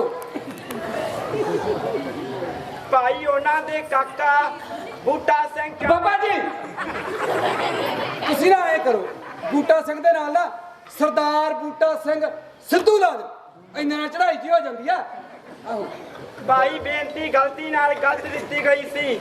ਉਹਨਾਂ ਦੇ ਕਾਕਾ ਸਰਦਾਰ ਬੂਟਾ ਸਿੰਘ ਕਿਆਣੇ। ਬਾਬਾ ਜੀ ਤੁਸੀਂ ਨਾ ਇਹ ਕਰੋ ਤੁਸੀਂ ਸਰਦਾਰ ਬੂਟਾ ਸਿੰਘ ਸਿੱਧੂ ਸਾਹਿਬ ਲਾ ਦਿਓ ਪੂਰੇ ਪਿੰਡ 'ਚ ਚੜਾਈ ਹੋ ਜੂ। ਸਾਡਾ ਕਿਹੜਾ ਹੁੱਕਾ ਹੋਣਾ ਮੁੜ ਕੇ ਇੱਕ ਹੀ ਦਾ ਹੁੱਕਾ ਦਵਾਉਣਾ ਦੇ ਦਿਓ ਹੁੱਕਾ। ਭਾਈ ਬੇਨਤੀ ਫਿਰ ਗਲਤੀ ਨਾਲ ਗਲਤ ਦਿੱਤੀ ਗਈ ਸੀ। ਉਹਨਾਂ ਦੇ ਕਾਕਾ ਸਰਦਾਰ ਬੂਟਾ ਸਿੰਘ ਸਿੱਧੂ ਸਾਹਿਬ ਕਿਆਣੇ ਨੀਲੇ ਰੰਗ ਦਾ ਫੋਰ ਟਰੈਕਟਰ ਆ ਖੜਾ ਭਾਈ ਜਸਕਾ ਮਾਰਦਾ ਕਿਸ਼ਤਾਂ ਤੇ ਲਿਆਂਦਾ ਭਾਈ। ਬਾਬਾ ਯਾਰ ਤੈਨੂੰ ਕਿਸ਼ਤਾਂ ਨੇ ਕਿਹਨੇ ਕਿਹਾ ਸੀ ਯਾਰ ਕਹਿਣ ਨੂੰ ਕੋਈ ਸਾਰੇ ਪਿੰਡ 'ਚ ਲੱਸੀ ਕਰਾਈ ਜਾਣਾ ਯਾਰ। ਮਸਾ ਤਾਂ ਅਸੀਂ ਝੁਕੇ ਜੇ ਟਰੈਕਟਰ ਲਿਆਂਦਾ ਉਹ ਵੀ ਤੂੰ ਕਹਿੰਦਾ ਕਿਸ਼ਤਾਂ ਤੇ ਲਿਆਂਦਾ। ਬਾਬਾ ਯਾਰ ਸਾਰੇ ਪਿੰਡ 'ਚ ਬੇਇੱਜ਼ਤੀ ਕਰਾਤੀ ਯਾਰ। ਬਾਬਾ ਤੂੰ ਨਾ ਐ ਕਰ ਤੂੰ ਕਹਿੰਦਾ ਵੀ ਕਿਸ਼ਤਾਂ ਦੇ ਟਰੈਕਟਰ ਨੰਬਰਦਾਰਾਂ ਨੇ ਲਿਆਂਦਾ ਬਈ ਬੂਟਾ ਸਿੰਘ ਕੇ ਤਾਂ ਨਗਦ ਲੈ ਕੇ ਆਇਆ ਤੂੰ ਹੀ ਬੇਇੱਜ਼ਤੀ ਕਰਾਈ ਜਾਣਾ ਯਾਰ ਪਿੰਡ 'ਚ ਸਾਡੀ। ਭਾਈ ਬੇਨਤੀ ਫਿਰ ਗਲਤੀ ਨਾਲ ਗਲਤ ਦਿੱਤੀ ਗਈ ਸੀ। ਕਿਸ਼ਤਾਂ ਦੇ ਟਰੈਕਟਰ ਤਾਂ ਨੰਬਰਦਾਰਾਂ ਨੇ ਲਿਆਂਦਾ ਭਾਈ। ਸਰਦਾਰ ਬੂਟਾ ਸਿੰਘ ਸਿੱਧੂ ਸਾਹਿਬ ਕਿਆਣੇ ਟਰੈਕਟਰ ਤਾਂ ਨਗਦ ਲੈ ਕੇ ਆਂਦਾ। ਬਾਬਾ ਜੀ ਨਾਲੇ ਨਾ ਆਪਾਂ ਟਰੈਕਟਰ ਲਿਆਉਣ ਦੀ ਖੁਸ਼ੀ ਦੇ ਵਿੱਚ ਗੁਰਦੁਆਰਾ ਸਾਹਿਬ ਨੂੰ ਇੱਕ ਪਾਣੀ ਵਾਲੀ ਟੈਂਕੀ ਦਾਨ ਕੀਤੀ ਹੈ ਤੇ ਤੁਸੀਂ ਉਹ ਵੀ ਬੋਲ ਦਿਓ ਜੀ। ਭਾਈ ਇਹ ਤਾਂ ਬਾਲੀ ਦਾਨੀ ਸੱਜਣਾ। ਬਾਬਾ ਜੀ ਐਂ ਕਹਿ ਦਿਓ ਬਈ ਰਾਜੇ ਮਹਾਰਾਜਾਂ ਦੇ ਪਰਿਵਾਰ ਚੋਂ ਹੈ, ਐਂ ਵੀ ਕਹਿ ਦਿਓ। ਭਾਈ ਮੈਂ ਤਾਂ ਪਹਿਲਾਂ ਹੀ ਕਿਹਾ ਸੀ ਇਹ ਤਾਂ ਬਾਲੀ ਦਾਨੀ ਸੱਜਣਾ। ਮੈਨੂੰ ਤਾਂ ਇਉਂ ਲੱਗਦਾ ਜਿਵੇਂ ਰਾਜੇ ਮਹਾਰਾਜਿਆਂ ਦੇ ਖਾਨਦਾਨ ਵਿੱਚੋਂ ਆ। ਇਹਨਾਂ ਨੇ ਗੁਰਦੁਆਰੇ ਨੂੰ ਚਿੱਟੇ ਰੰਗ ਦੀ ਪਾਣੀ ਵਾਲੀ ਟੈਂਕੀ ਵੀ ਦਾਨ ਕੀਤੀ ਆ ਭਾਈ। ਬਾਬਾ ਜੀ ਇੱਕ ਨਾ ਹੋਰ ਬੇਨਤੀ ਸੀ, ਆਪਾਂ ਨਾ ਵੀ ਜੇ ਕੰਮ ਧੰਦਾ ਚੰਗਾ ਚੱਲ ਪਿਆ ਆਪਾਂ ਗੁਰਦੁਆਰੇ ਨੂੰ ਇੱਕ ਕਮਰਾ ਵੀ ਬਣਾ ਕੇ ਦੇ ਦਿਆਂਗੇ, ਇਹ ਵੀ ਬੇਨਤੀ ਕਰ ਦਿਓ ਜੀ। ਭਾਈ ਬੇਨਤੀ ਕੀਤੀ ਜਾਂਦੀ ਹੈ ਕਿ ਸਰਦਾਰ ਬੂਟਾ ਸਿੰਘ ਸਿੱਧੂ ਸਾਹਿਬ ਕੇ ਕਹਿੰਦੇ ਜੇ ਸਾਡਾ ਕੰਮ ਵਧੀਆ ਚੱਲ ਪਿਆ ਤਾਂ ਇਹ ਗੁਰਦੁਆਰੇ ਨੂੰ 5 ਬਾਬਾ ਯਾਰ ਮੈਂ ਤੈਨੂੰ ਇੱਕ ਕਮਰਾ ਕਿਹਾ ਸੀ ਯਾਰ, ਤੂੰ ਮੈਨੂੰ ਲੱਗਦਾ ਮੇਰੇ ਵਾਲੇ ਵਿਟਵਾਰ ਨੂੰ ਫਿਰਦਾ ਯਾਰ। 5-7 ਬਾਬਾ ਇੱਕ ਕਿਹਾ ਯਾਰ ਤੂੰ ਯਾਰ ਇੱਕ ਭਾਈ ਬੇਟੀ ਫਿਰ ਨਾਲ ਗੱਲ ਦਿੱਤੀ ਗਈ ਸੀ। ਸਰਦਾਰ ਬੂਟਾ ਸਿੰਘ ਸਿੱਧੂ ਸਾਹਿਬ ਕੇ ਤਾਂ ਗੁਰਦੁਆਰੇ ਨੂੰ ਸਿਰਫ ਇੱਕ ਹੀ ਕਮਰਾ ਬਣਾ ਕੇ ਦੇਣਗੇ। ਵਾਹਿਗੁਰੂ ਇਹਨਾਂ ਦੀ ਕਮਾਈ 'ਚ ਬਰਕਤ ਪਾਵੇ, ਇਹਨਾਂ ਦੀ ਕਮਾਈ ਨੂੰ ਦਿਨ ਦੁੱਗਣੀ ਰਾਤ ਚੌਗਣੀ ਤਰੱਕੀ ਬਖਸ਼ੇ। ਵਾਹਿਗੁਰੂ ਜੀ ਕਾ ਖਾਲਸਾ, ਸ੍ਰੀ ਵਾਹਿਗੁਰੂ ਜੀ ਕੀ ਫਤਿਹ। ਅੱਜ ਇਹੋ ਜਿਹੇ ਤੇਰੇ ਲੱਛਣ ਆ ਨਾ, ਫੂਕਾ ਤਾਂ ਮੈਨੂੰ ਆਪਦੇ ਹਿਸਾਬ ਨਾਲ ਦੇਣਾ ਚਾਹੀਦਾ ਸੀ ਵੱਡਾ ਸਿੱਧੂ ਸਾਹਿਬ। ਤੇ ਇਸ ਤਰ੍ਹਾਂ ਮੈਂ ਗੁਰਦੁਆਰੇ ਹੋਕਾ ਦਵਾ ਕੇ ਘਰੇ ਆ ਗਿਆ। ਮੈਨੂੰ ਲੱਗਿਆ ਵੀ ਟਰੈਕਟਰ ਲੈ ਆਂਦਾ ਸਾਡਾ ਕੰਮ ਧੰਦਾ ਚੰਗਾ ਚੱਲ ਜੂ, ਪਰ ਕਹਿੰਦੇ ਆ ਨਾ ਜਿਹੜੇ ਵਿਹੜਿਆਂ 'ਚ ਸਾਰੀ ਉਮਰ ਹਨੇਰ ਰਿਹਾ ਹੋਵੇ ਨਾ ਉਹਨਾਂ ਵਿਹੜਿਆਂ 'ਚ ਰੌਸ਼ਨੀ ਐਡੀ ਸੌਖੀ ਨਹੀਂ ਹੁੰਦੀ। ਕੀ ਕੁਛ ਸੋਚਿਆ ਸੀ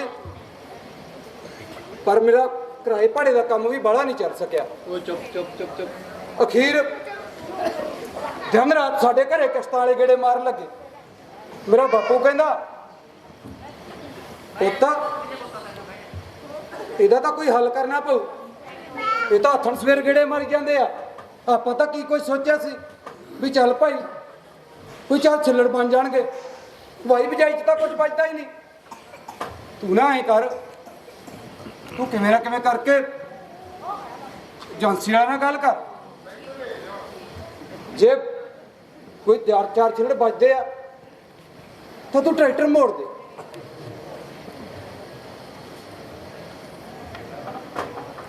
ਉਹ ਸ਼ੇਰਾ ਮੈਂ ਤਾਂ ਤੈਨੂੰ ਪਹਿਲਾਂ ਹੀ ਕਿਹਾ ਸੀ ਇਹ ਕਿਰਾਏ ਭਾੜੇ ਦਾ ਕੰਮ ਜਿਹਨੂੰ ਰਾਸ ਆ ਜੇ ਬਸ ਉਸੇ ਦਾ ਹੀ ਆ। ਨਾਲੇ ਕਹਿੰਦੇ ਆ ਜਦੋਂ ਬੰਦਾ ਫਸਿਆ ਹੋਵੇ ਨਾ ਤਾਂ ਊਠ ਤੇ ਬੈਠੇ ਨੂੰ ਵੀ ਕੁੱਤਾ ਵੱਢ ਜਾਂਦਾ। ਆਪਣੇ ਨਾਲ ਵੀ ਉਹੀ ਗੱਲ ਹੋਈ, ਕੰਮਕਾਰ ਕੋਈ ਚੱਲਦਾ ਨਹੀਂ ਤੇ ਉੱਪਰੋਂ ਕਿਸ਼ਤਾਂ ਵਾਲਿਆਂ ਨੇ ਲਹੂ ਪੀਤਾ ਹੋਇਆ। ਨਾਲੇ ਤੇਰੀ ਮਾਂ ਵੀ ਕੈਂਸਰ ਨਾਲ ਬਿਮਾਰ ਮੰਜੇ ਤੇ ਪਈ ਹੈ। ਮੈਂ ਤਾਂ ਕਹਿਣਾ ਜਾ ਮੋੜਿਆ ਟਰੈਕਟਰ। ਜੇ 4 ਬੰਦੇ ਆ ਗਏ ਪਿੰਡੋਂ ਫੜ ਕੇ ਲੈ ਗਏ ਤਾਂ ਸਾਰੇ ਪਿੰਡ 'ਚ ਬੇਇੱਜ਼ਤੀ ਹੋ ਗਈ। ਨਾਲੇ ਜੇ ਕੋਈ 4 ਪੈਸੇ ਮੁੜਿਆ ਏ ਤਾਂ ਆਉਂਦਾ ਹੋਇਆ ਹੋਵੇ ਤਾਂ ਮਾਂ ਤੇ ਦਵਾਈ ਜ਼ਰੂਰ ਲੈਣਾ। ਕੋਈ ਨਹੀਂ ਬਾਪੂ, ਮੈਂ ਜਾਣਾ, ਕਰਦਾ ਏਜੰਸੀ ਵਾਲ ਨਾਲ ਗੱਲ ਜਾ ਜਾ ਪੁੱਤ। ਤੇ ਇਸ ਤਰ੍ਹਾਂ ਬਾਪੂ ਦੇ ਕਹਿਣ ਤੇ ਮੈਂ ਏਜੰਸੀ ਵਾਲੇ ਕੋਲੇ ਚਲਾ ਗਿਆ। ਬਾਪੂ ਕਹਿੰਦਾ ਆਉਂਦਾ ਹੋਇਆ ਜਰਨੈਲ ਸਿੰਘ ਆੜਤੀਏ ਕੋਲੇ ਵੀ ਹੋਈ। ਏਜੰਸੀ ਵਾਲਿਆਂ ਕੋਲੇ ਮੈਂ ਗਿਆ, ਉਹਨਾਂ ਨੇ ਸਾਰੇ ਪੈਸਿਆਂ ਦੇ ਵਿੱਚ ਟਰੈਕਟਰ ਵਾਪਸ ਰੱਖ ਲਿਆ ਤੇ ਮੈਨੂੰ ਉਵੇਂ ਹੀ ਘਰ ਮੋੜਤਾ। ਉਹਨੇ ਦਿਨੀ ਸਾਡੇ ਉੱਤੇ ਇੱਕ ਹੋਰ ਵਿਪਤ ਆਣ ਪਈ। ਮੇਰੀ ਮਾਂ ਦਿਨੋਂ ਦਿਨ ਬਿਮਾਰ ਰਹਿਣ ਲੱਗ ਗਈ। ਅਸੀਂ ਉਹਦਾ ਪਿੰਡ 'ਚ ਬਥੇਰਾ ਇਲਾਜ ਕਰਾਇਆ ਪਰ ਕਿਤੋਂ ਕੋਈ ਫਰਕ ਨਹੀਂ ਪਿਆ। ਅਖੀਰ ਅਸੀਂ ਕੁਝ ਮੋਤਬਾਰ ਬੰਦਿਆਂ ਦੇ ਕਹਿਣ ਤੇ ਉਹਨੂੰ ਨੇੜੇ ਦੇ ਸ਼ਹਿਰ ਲੈ ਗਏ। ਜਦੋਂ ਉੱਥੇ ਜਾ ਕੇ ਡਾਕਟਰਾਂ ਨੇ ਚੈੱਕਅਪ ਕੀਤਾ, ਕਹਿੰਦੇ ਜੀ ਇਹ ਤਾਂ ਕੈਂਸਰ ਦੀ ਲਾਸਟ ਸਟੇਜ ਤੇ ਆ। ਮੇਰੇ ਤਾਂ ਜਿਵੇਂ ਪੈਰਾਂ ਹੇਠੋਂ ਹੀ ਜ਼ਮੀਨ ਨਿਕਲ ਗਈ। ਹੁਣ ਆਥਣ ਸਵੇਰ ਬਾਪੂ ਮੇਰਾ ਝੋਰਾ ਕਰਨ ਲੱਗਾ ਤੇ ਮੇਰੀ ਬੇਬੇ ਵੀ ਉਹਨੂੰ ਸਮਝਾਉਂਦੀ ਰਹਿੰਦੀ। ਜੇ ਜਾਣ ਜੋਗਿਆ ਕਿਉਂ ਐਵੇਂ ਮੁੰਡੇ ਤੇ ਇੰਨਾ ਬੋਝ ਪਾਈ ਰੱਖਦਾ। ਇਹਨੂੰ ਹਜੇ ਕੀ ਪਤਾ ਕਬੀਲਦਾਰੀ ਕੀ ਹੁੰਦੀ ਆ। ਉਹ ਜੋ ਰੋਗੀ ਮਾਂ ਤੇ ਕਰਜ਼ਾਈ ਬਾਪ ਦਾ ਸਾਰਾ ਭਾਰ ਚੱਕੀ ਫਿਰਦਾ, ਤੈਨੂੰ ਕੀ ਲੱਗਦਾ ਹਜੇ ਕਬੀਲਦਾਰੀ ਤੋਂ ਜਾਣੂ ਨਹੀਂ?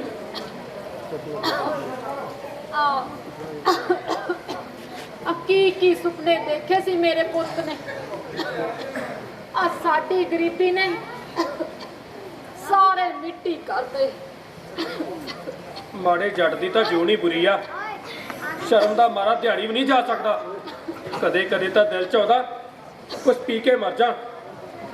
ਬਚਾਉਣ ਜੋਗਿਆ ਸੁੱਖ ਸੁੱਖ ਨਾਲ ਬੋਲ, ਜੇ ਕਿਧਰੇ ਜਵਾਕਾਂ ਨੇ ਸੁਣ ਲਿਆ ਐਵੇਂ ਦਿਲ ਛੋਟਾ ਕਰ ਜਾਣਗੇ। ਕੀ ਹੋਇਆ ਮਿਲੋ? ਪਾਣੀ ਦੇਵਾਂ? ਮਿਲੋ ਮਿਲੋ ਮਿਲੋ। ਉਹ ਬੂਟਿਆ ਤੇਰੀ ਮਾਂ ਨੂੰ ਕੀ ਹੋ ਗਿਆ? ਬੂਟੇ ਮਿਲੋ। ਤੇ ਇਸ ਤਰ੍ਹਾਂ ਮੇਰਾ ਬਾਪੂ ਮੈਨੂੰ ਆਵਾਜ਼ਾਂ ਦਿੰਦਾ ਰਿਹਾ, ਪਰ ਉਹ ਭਾਣਾ ਵਰਤ ਗਿਆ ਜਿਹਦਾ ਸਾਨੂੰ ਡਰ ਸੀ। ਹਾਲਾਤ ਬਦਲਦੇ ਗਏ, ਸਮਾਂ ਲੰਘਦਾ ਗਿਆ। ਮੇਰੀ ਬੇਬੇ ਮੈਨੂੰ ਛੱਡ ਕੇ ਚੱਲ ਵਸੀ। ਮੈਂ ਸਾਰਾ ਦਿਨ ਘਰੇ ਬੈਠਾ ਰਹਿੰਦਾ।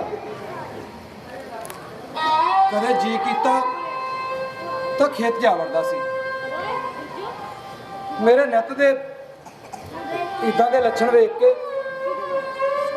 ਇੱਕ ਦਿਨ ਮੇਰਾ ਬਾਪੂ ਮੈਨੂੰ ਆ ਕੇ ਕਹਿਣ ਲੱਗਾ, ਦੇਖ ਪੁੱਤਰਾ, ਜੋ ਹੋਣਾ ਸੀ ਉਹ ਤਾਂ ਹੋ ਗਿਆ। ਆਪਾਂ ਚਾਹ ਕੇ ਵੀ ਰੱਬ ਦੇ ਭਾਣੇ ਨੂੰ ਟਾਲ ਨਹੀਂ ਸਕਦੇ। ਜੇ ਮੇਰੇ ਆਖੇ ਲੱਗਦਾ ਤਾਂ ਜਾ ਆੜਤੀਏ ਕੋਲ ਜਾ, ਉਹਨੂੰ ਆਖੀ ਅਸੀਂ ਕੁੜੀ ਮੰਗਤੀ ਆ ਤੇ ਮੁੰਡੇ ਵਾਲੇ ਵਿਆਹ ਮੰਗਦੇ ਆ ਤੇ ਪੈਸੇ ਤੇਰੇ ਦਾ ਇੰਤਜ਼ਾਮ ਕਰੇ, ਤੇ ਜਿਹੜਾ ਹਿਸਾਬ ਕਿਤਾਬ ਬਚੂਗਾ ਫਿਰ ਆਉਂਦੀ ਵਾਰੀ ਹਾੜੀ ਨੂੰ ਦੇਖ ਲਾਂਗੇ। ਜਾਨਾ ਬਾਪੂ ਮੈਂ ਕੋਈ ਨਹੀਂ, ਮੈਂ ਕਰਦਾ ਗੱਲ ਆੜਤੀਏ ਨਾਲ। ਜਾ ਮੇਰਾ ਪੁੱਤ। ਤੇ ਇਸ ਤਰ੍ਹਾਂ ਮੈਂ ਬਾਪੂ ਦੇ ਕਹਿਣ ਤੇ ਨਾਲ ਦੇ ਸ਼ਹਿਰ ਜਰਨੈਲ ਸਿੰਘ ਆੜਤੀਏ ਕੋਲੇ ਚਲਾ ਗਿਆ। ਮੈਨੂੰ ਲੱਗਿਆ ਚੱਲ ਪੁਰਾਣੀ ਲਿਆ ਜਾ। ਜਰਨੈਲ ਸਿੰਘ ਆੜਤੀਏ ਸਾਨੂੰ ਜਵਾਬ ਥੋੜੀ ਦੇਣ ਲੱਗਾ। ਨਾਲੇ ਅਸੀਂ ਥਾਂ ਥਾਂ ਕਬੀਲਦਾਰੀ ਦੇ ਭੇਦ ਖੋਲਦੇ ਵੀ ਚੰਗੇ ਤਾਂ ਨਹੀਂ ਨਾ ਲੱਗਦੇ। ਉੱਤੋਂ ਮੇਰੀ ਭੈਣ ਦੀ ਮੰਗਣੀ ਕਰਤੀ ਸੀ। ਉਹ ਮੁੰਡੇ ਵਾਲੇ ਵੀ ਦਿਨੋਂ ਦਿਨ ਸਾਨੂੰ ਵਿਆਹ ਦੀ ਛੇਤੀ ਲਈ ਕਹਿਣ ਲੱਗੇ। ਮੈਂ ਔਖਾ ਸੌਖਾ ਨਾਲ ਦੇ ਸ਼ਹਿਰ ਜਰਨੈਲ ਸਿੰਘ ਆੜਤੀਏ ਕੋਲੇ ਗਿਆ।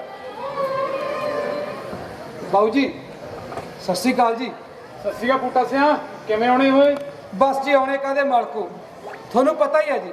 ਆ ਮਗਰ ਜੇ ਮੇਰੀ ਬੇਬੇ ਚੱਲ ਵਸੀ ਜੀ, ਇੱਕ ਭੈਣ ਦੀ ਮੰਗਣੀ ਕਰਤੀ ਸੀ। ਉਦੋਂ ਬਾਅਦ ਅੱਛਾ ਉਧਰੋਂ ਜੀ ਇੱਥੇ ਪਠੰਡੇ ਸੀ, ਆਪਦੀ ਪੈਲੀ ਸੀ, ਉੱਤੋਂ ਨਸ਼ਾ ਪੱਤਾ ਨਹੀਂ ਕੋਈ ਕਰਦਾ ਸੀ। ਓਏ ਆਹੋ ਭਾਈ, ਚੰਗਾ ਹੀ ਕੀਤਾ। ਨਾਲੇ ਅੱਜ ਕੱਲ ਨਸ਼ੇ ਪੱਤੇ ਤੋਂ ਬਗੈਰ ਮੁੰਡੇ ਲੱਭਦੇ ਵੀ ਕਿੱਥੇ ਆ। ਆਹ ਹੀ ਗੱਲ ਆ ਬਾਈ ਜੀ, ਤਾਂ ਜੀ ਅਸੀਂ ਨਾਲ ਦੀ ਨਾਲ ਚੱਕ ਕੇ ਵੀ ਰਿਸ਼ਤਾ ਕਰਤਾ। ਸਾਨੂੰ ਵਧੀਆ ਲੱਗਾ। ਚੱਲ ਚੰਗਾ ਕੀਤਾ। ਬਾਊ ਜੀ ਉਹ ਨਾ ਮੈਂ ਤੁਹਾਡੇ ਕੋਲੇ ਕੰਮ ਆਇਆ ਸੀ। ਚੁੱਪ ਕਰਨ ਨੂੰ ਫੇਰ ਕੀ? ਬਾਪੂ ਨੇ ਮੈਨੂੰ ਤੁਹਾਡੇ ਕੋਲੇ ਕੰਮ ਭੇਜਿਆ ਸੀ। ਉਹ ਭੈਣ ਦਾ ਵਿਆਹ ਕਰਨਾ। ਉਹ ਕਹਿੰਦੇ ਵੀ 4 ਪੈਸੇ ਲੈ ਆ। ਉਹ ਨਾ ਭਰਾਵਾ, ਐਤਕੀ ਪੈਸਿਆਂ ਵੱਲੋਂ ਜਵਾਬ ਹੈ। ਪਹਿਲਾਂ ਹੀ ਤੇਰੇ ਵੱਲ ਕਿੰਨੇ ਹੀ ਮੇਰੇ ਪੈਸੇ ਚਲੇ ਗਏ ਆ। ਉਹ ਤੁਹਾਡੀ ਤਾਂ ਜ਼ਮੀਨ ਵੀ ਗਹਿਣੇ ਪਈ ਹੈ, ਜੇ ਉਹ ਵੇਚ ਕੇ ਤੁਹਾਡਾ ਖਹਿੜਾ ਛੁੱਟ ਜਾਏ ਤਾਂ ਚੰਗਾ ਹੈ। ਉਹ ਬਾਊ ਜੀ ਐਂ ਕਿਉਂ ਕਰਦੇ ਹੋ? ਤੁਸੀਂ ਨਾ ਜਵਾਬ ਨਾ ਦਿਓ। ਆ ਤੁਹਾਡੇ ਨਾਲ ਪੁਰਾਣੀ ਲਿਹਾਜ਼ ਆ। ਅਸੀਂ ਹੁਣ ਥਾਂ ਥਾਂ ਕਬੀਲਦਾਰੀਆਂ ਦੇ ਭੇਦ ਖੋਲਦੇ ਚੰਗੇ ਥੋੜੀ ਲੱਗਦੇ ਆ। ਨਾਲੇ ਜੀ ਜੇ ਮੁੰਡੇ ਵਾਲਿਆਂ ਨੇ ਮੇਰੀ ਭੈਣ ਦੇ ਰਿਸ਼ਤੇ ਨੂੰ ਜਵਾਬ ਦਿੱਤਾ ਨਾ ਤੇ ਪਿੰਡ 'ਚ 100 ਗੱਲਾਂ ਹੋਣਗੀਆਂ। ਤੁਸੀਂ ਨਾ ਐਂ ਕਰੋ ਜੀ, ਐਤਕੀ ਡੰਗਾ ਲਾ ਦਿਓ। ਗਾਂ ਨੂੰ ਅਸੀਂ ਕੋਈ ਪੰਗਾ ਨਹੀਂ ਲੈਂਦੇ ਜੀ। ਤੈਨੂੰ ਕਹਿੰਦਾ ਮੈਂ ਉਹ ਦੇ ਦੂੰਗਾ। ਚਲੋ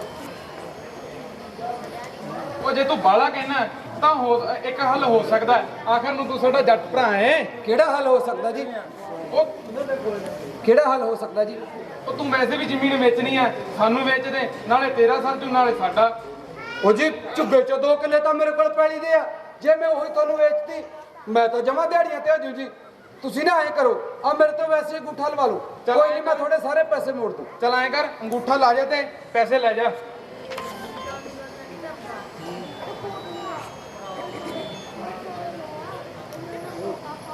ਪਿੱਛੋਂ ਪੈਸੇ ਲੈ ਜੀ। ਠੀਕ ਹੈ ਜੀ। ਕੁੱਤੇ ਬਹੁਤ ਵੇਚਦੇ ਹੋ ਬਈ, ਜੰਗਲ ਬਹੁਤ ਵੱਟਦੇ ਹੋ। ਇਸ ਤਰ੍ਹਾਂ ਜਰਨੈਲ ਸਿੰਘ ਆੜਤੀਏ ਤੋਂ ਪੈਸੇ ਲੈ ਕੇ ਮੈਂ ਘਰੇ ਆ ਗਿਆ, ਪਰ ਜਰਨੈਲ ਸਿੰਘ ਆੜਤੀਏ ਨੇ ਤੇ ਤਾਂ ਅਖੀਰ ਨੂੰ ਪੈਸੇ ਲੈਣੇ ਸੀ।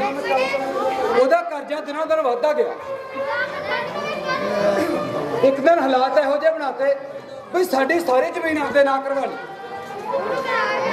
ਸਾਰੀ ਜ਼ਮੀਨ ਵੇਚ ਕੇ ਵੀ ਉਹਦਾ 20,000 ਰੁਪਇਆ ਮੇਰੇ ਵੱਲ ਟੁੱਟ ਗਿਆ। ਹੁਣ ਜਰਨੈਲ ਸਿੰਘ ਆੜਤੀਆ ਚੱਤੋ ਪੈਰ ਸਾਡੇ ਘਰੇ ਗੇੜੇ ਮਾਰਨ ਲੱਗਾ। ਆਥਣ ਸਵੇਰ ਆ ਕੇ ਮੈਨੂੰ ਪਰੇਸ਼ਾਨ ਕਰਨ ਲੱਗ ਗਿਆ। ਉਹ ਬੂਟਾ ਸਿਆ ਘਰ ਹੀ ਆ? ਹਾਂਜੀ ਮਾਲਕੋ, ਘਰੇ ਆ ਜੀ। ਉਹ ਕੀ ਸੋਚਿਆ ਫਿਰ ਪੈਸਿਆਂ ਬਾਰੇ? ਉਹ ਜੀ ਮਾਲਕੋ, ਪਹਿਲਾਂ ਤਾਂ ਤੁਸੀਂ ਆਓ ਜੀ, ਬੈਠੋ ਇੱਥੇ। ਉਹ ਕਾਹਦਾ ਬੈਠਣਾ? ਉਹ ਤੈਨੂੰ ਪਤਾ ਨਹੀਂ ਤੇਰੇ ਵੱਲ ਹਜੇ ਮੇਰਾ 20,000 ਰੁਪਏ ਟੁੱਟਦਾ ਹੈ। ਉਹ ਜੀ ਦੇਖੋ, ਤੁਹਾਨੂੰ ਪਤਾ ਤਾਂ ਹੈ ਆ ਮੈਂ ਭੈਣ ਦਾ ਵਿਆਹ ਕਰਕੇ ਹਟਿਆ ਜੀ, ਐਡੀ ਛੇਤੀ ਪੈਸੇ ਕਿੱਥੋਂ ਦੇ ਦੂੰ? ਉਹ ਭਰਾਵਾ ਤਾਂ ਹੀ ਨਹੀਂ ਮੈਂ ਵੀ ਆਇਆ ਕਿ ਤੂੰ ਵਿਆਹ ਕਰਕੇ ਤੰਗ ਹੋਇਆ ਹੋਵੇਗਾ। ਉਹ ਜੀ ਮਾਲਕੋ, ਤੁਸੀਂ ਨਾ ਐਂ ਕਰੋ, ਕੋਈ 5-7 ਦਿਨ ਹੋਰ ਕਰ ਲਓ, ਮੈਂ ਤੁਹਾਡੇ ਸਾਰੇ ਪੈਸੇ ਦੇ ਦੂੰ ਜੀ। ਨਾ ਨਾ ਨਾ, ਮੈਨੂੰ ਇੱਕ ਦਿਨ ਦੱਸ, ਮੈਨੂੰ ਉਦੋਂ ਹੀ ਪੈਸੇ ਚਾਹੀਦੇ ਆ। ਜੀ ਐਡੀ ਛੇਤੀ ਮੈਂ ਕਿੱਥੋਂ ਦੇ ਦੂੰ? ਚਲੋ ਤੁਸੀਂ 2-4 ਦਿਨ ਕੱਢ ਲਓ। ਚੱਲ ਤੈਨੂੰ ਦਿੱਤੇ 5 ਦਿਨ, ਪਰ 5ਵੇਂ ਦਿਨ ਮੈਨੂੰ ਪੈਸੇ ਚਾਹੀਦੇ ਆ। ਠੀਕ ਹੈ ਜੀ ਮਾਲਕੋ। 5ਵੇਂ ਦਿਨ ਪੈਸੇ ਚਾਹੀਦੇ ਮੈਨੂੰ। ਤੇ ਉਸ ਦਿਨ ਜਰਨੈਲ ਸਿੰਘ ਆੜਤੀਆ 5 ਦਿਨਾਂ ਦਾ ਕਰਾਰ ਕਰਕੇ ਚਲਾ ਗਿਆ, ਪਰ ਉਹ 5 ਦਿਨ ਮੇਰੇ ਤੇ ਮੌਤ ਵਾਂਗੂ ਵਰਸੇ। ਜਰਨੈਲ ਸਿੰਘ ਆੜਤੀਆ ਕਹਿੰਦਾ ਕਿ ਜੇ 5 ਦਿਨਾਂ ਨੂੰ ਪੈਸੇ ਨਾ ਦਿੱਤੇ ਗਏ ਤਾਂ ਚੁੱਪ ਕਰਕੇ ਮੇਰੇ ਦਿਹਾੜੀ ਆ ਜੀ। ਉਹਨਾਂ 5 ਦਿਨਾਂ 'ਚ ਮੇਰਾ ਜੀ ਕਰੇ ਵੀ ਮੈਂ ਫਾਇਆ ਲੈ ਲਾ, ਆਪਣਾ ਆਪ ਖਤਮ ਕਰਨਾ। ਕੌਣ ਨੇ ਸੁਣਿਆ ਯਾਰ ਗੱਲਾਂ ਇਹਨਾਂ ਦੀਆਂ? ਪਰ ਉਹ ਜਿਹੜੇ 5 ਦਿਨ ਲੰਘੇ, ਮੈਨੂੰ ਪਤਾ ਸੀ ਮੇਰੇ ਤੇ ਕੀ ਕੁਛ ਬੀਤਿਆ।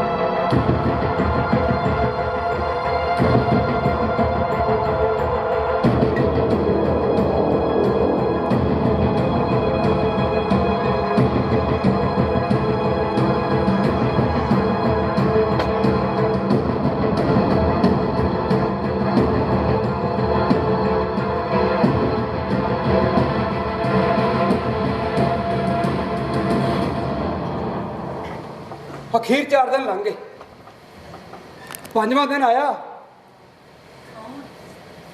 ਮੈਨੂੰ ਪਤਾ ਸੀ ਅੱਜ ਜਰਨੈਲ ਸਿੰਘ ਆੜਤੀਏ ਦੇ ਆਉਣ ਦਾ ਕਰਾਰ ਹੈ, ਪਰ 5 ਰਾਤਾਂ ਦੇ ਵਿੱਚ ਮੈਂ ਇੱਕ ਗੱਲ ਧਿਆਨ ਲਈ ਕਿ ਬੂਟਾ ਸਿੰਘ, ਜੇ ਤਾਂ ਤੂੰ ਫਾਹ ਲੈ ਕੇ ਮਰ ਗਿਆ ਜਾਂ ਸਪਰੇਅ ਪੀ ਕੇ ਮਰ ਗਿਆ, ਤੇਰੀਆਂ ਆਉਣ ਵਾਲੀਆਂ ਪੀੜ੍ਹੀਆਂ ਨੂੰ ਸਾਰੇ ਲੋਕ ਤਾਨੇ ਮਾਰਿਆ ਕਰਨਗੇ ਕਿ ਤੇਰਾ ਪਿਓ ਕਰਜ਼ੇ ਦਾ ਮਾਰਾ ਫਾਇਲ ਲੈ ਕੇ ਮਰ ਗਿਆ ਸੀ, ਇਹ ਵੱਡਾ ਬਦਮਾਸ਼ਾ। ਮੈਂ ਇੱਕ ਤੋਂ ਫੈਸਲਾ ਕਰ ਲਿਆ। ਅਖੀਰ 5ਵੇਂ ਦਿਨ ਜਰਨੈਲ ਸਿੰਘ ਆੜਤੀਆ ਸਾਡੇ ਘਰੇ ਆਣ ਖੜਾ। ਉਹ ਬੂਟਾ ਸਿਆ ਘਰ ਹੀ ਆ? ਹਾਂਜੀ ਮਾਲਕ, ਘਰੇ ਹੀ ਆ ਜੀ। ਸਤਿ ਸ੍ਰੀ ਅਕਾਲ ਜੀ। ਸਤਿ ਸ੍ਰੀ ਅਕਾਲ। ਕੀ ਹਾਲ ਹੈ? ਵਧੀਆ ਜੀ, ਬੈਠੋ ਜੀ। ਕੀ ਸੋਚਿਆ ਫਿਰ ਪੈਸਿਆਂ ਬਾਰੇ? ਓਏ ਆਪਾਂ ਸੋਚ ਲਿਆ ਜੀ, ਆਪਣੇ ਤੋਂ ਤੁਹਾਡੇ ਪੈਸੇ ਪੂਸੇ ਨਹੀਂ ਦਿੱਤੇ ਜਾਂਦੇ। ਓਏ ਤੂੰ ਤਾਂ ਕਹੀ 5ਵੇਂ ਦਿਨ ਤੇਰੇ ਪੈਸੇ ਦੇ ਦੂੰਗਾ। ਦੇਖੋ ਜੀ ਮਾਲਕੋ, ਮੈਂ ਬੜਾ ਹੀਲਾ ਵਸੀਲਾ ਕੀਤਾ ਜੀ, ਪਰ ਕਿਤੇ ਵੀ ਕੋਈ ਹੱਥ ਨਹੀਂ ਅੜਿਆ। ਮੈਂ ਤਾਂ ਫਿਰ ਇੱਕ ਫੈਸਲਾ ਕਰ ਲਿਆ, ਬਈ ਤੁਸੀਂ ਕਿਹਾ ਸੀ ਜੇ ਪੈਸੇ ਨਾ ਦਿੱਤੇ ਗਏ ਤਾਂ ਸਾਡੇ ਦਿਹਾੜੀ ਆ ਜੀ। ਆਪਾਂ ਜੀ ਤੁਹਾਡੇ ਕੰਮ ਤੇ ਜਾਣ ਨੂੰ ਤਿਆਰ ਆ, ਜਿੱਥੇ ਮਰਜ਼ੀ ਚੱਲ ਕੇ ਦਿਹਾੜੀ ਲਾ ਲਓ ਜੀ। ਵਿਆਹ ਕੀਤਾ ਨਾ ਇੱਕ ਟੁੱਕ ਫੈਸਲਾ, ਆਖਰ ਨੂੰ ਤੂੰ ਸਾਡਾ ਜੱਟ ਭਰਾ ਹੈ। ਉਹ ਕੀ ਹੋਇਆ ਜੱਟ ਜੱਟ ਦੀ ਲਾਈ ਆ? ਹਾਲ ਤਾਂ ਮੇਰੇ ਸਾਲੇ ਦਾ ਮਜ਼ਦੂਰਾਂ ਨਾਲ ਭੜਾ ਹੋਇਆ ਪਿਆ। ਅਗੇ ਤੂੰ ਸਾਡਾ ਜੱਟ ਭਰਾ, ਜੱਟ ਭਰਾ। ਮੈਂ ਤਾਂ ਯਾਰ ਪੱਕਾ ਵੇੜਿਆ, ਤੂੰ ਦੱਸ ਕਿ ਟਿੰਡਗਾ ਲੜ ਓ ਯਾਰ ਤੂੰ ਤਾਂ ਗੁੱਸਾ ਹੀ ਕਰ ਗਿਆ। ਗੁੱਸਾ ਨਾ ਕਰਕੇ ਉੱਤੋਂ ਸਾਰੀ ਜ਼ਮੀਨ ਨਾ ਕਰਾ ਲਈ ਯਾਰ, ਸਾਨੂੰ ਤਾਂ ਦਿਹਾੜੀਆਂ ਤੇ ਕਰਤਾ। ਉੱਤੋਂ ਲੱਗਾ ਪਿਆ ਤੂੰ ਸਾਡਾ ਜੱਟ ਭਰਾ, ਜੱਟ ਭਰਾ। ਚੱਲ ਕੋਈ ਨਹੀਂ। ਨਾਲੇ ਗੱਲ ਸੁਣੋ ਜੀ, ਮੈਨੂੰ ਐਂ ਦੱਸ ਦਿਓ ਬਈ ਕੌਲਾ ਤੁਸੀਂ ਆਪਦੇ ਘਰੋਂ ਦਿਓਗੇ ਕਿ ਮੈਂ ਆਪਦਾ ਲੈ ਕੇ ਆਵਾਂ ਜੀ? ਉਹ ਕੋਈ ਨਹੀਂ, ਤੂੰ ਮੇਰੇ ਘਰੋਂ ਹੀ ਲੈ ਲਈ ਕੌਲਾ। ਉਹ ਤੁਸੀਂ ਨਾ ਐਂ ਕਰੋ ਜੀ, ਕੌਲਾ ਵੀ ਰਹਿਣ ਦਿਓ, ਮੈਂ ਨਾ ਆਪਦਾ ਹੀ ਲੈ ਕੇ ਆਉਂਗਾ। ਮੁੜ ਕਿਵੇਂ ਕਹੋਗੇ ਵੀ ਸਰਦਾਰ ਬੂਟਾ ਸਿੰਘ ਸਿੱਧੂ ਸਾਹਿਬ ਨੂੰ ਕੌਲਾ ਵੀ ਮੈਂ ਆਪਦੇ ਘਰੋਂ ਦਿੱਤਾ? ਤੁਸੀਂ ਨਾ ਐਂ ਕਰੋ, ਤੁਸੀਂ ਚੱਲੋ, ਮੈਂ ਆਉਣਾ ਦਿਹਾੜੀ ਜੀ। ਚੱਲ ਠੀਕ ਆ ਜੀ, ਫਿਰ ਛੇਤੀ। ਚੰਗਾ ਜੀ। ਤੇ ਇਸ ਤਰ੍ਹਾਂ ਜਰਨੈਲ ਸਿੰਘ ਆੜਤੀਆ ਆ ਮੇਰੇ ਘਰੋਂ ਹੁਣੇ ਚਲਾ ਗਿਆ। ਅੱਜ ਮੈਂ ਉਹਦੇ ਕੰਮ ਤੇ ਜਾ ਰਿਹਾ। ਮੁੰਡਾ ਤਾਂ ਜੱਟਾਂ ਦਾ, ਪਰ ਚੱਲਿਆ ਦਿਹਾੜੀ। ਪਰ ਜਾਂਦੇ ਜਾਂਦੇ ਨੂੰ ਮੈਨੂੰ ਇੱਕ ਗੱਲ ਯਾਦ ਆ ਰਹੀ ਹੈ। ਜੇ ਅੱਜ ਮੇਰੀ ਮਾਂ ਚਾਹੁੰਦੀ ਹੁੰਦੀ ਨਾ, ਤਾਂ ਮੈਂ ਉਹਨੂੰ ਇੱਕ ਗੱਲ ਜ਼ਰੂਰ ਪੁੱਛਣੀ ਸੀ, ਬੇਬੇ ਦੇਖ ਲਾ, ਤੂੰ ਸਾਰੀ ਉਮਰ ਮੈਨੂੰ ਇਹਨਾਂ ਕਿਰਤੀ ਕਾਮਿਆਂ ਨਾਲ ਰਹਿਣ ਤੋਂ ਰੋਕਦੀ ਰਹੀ।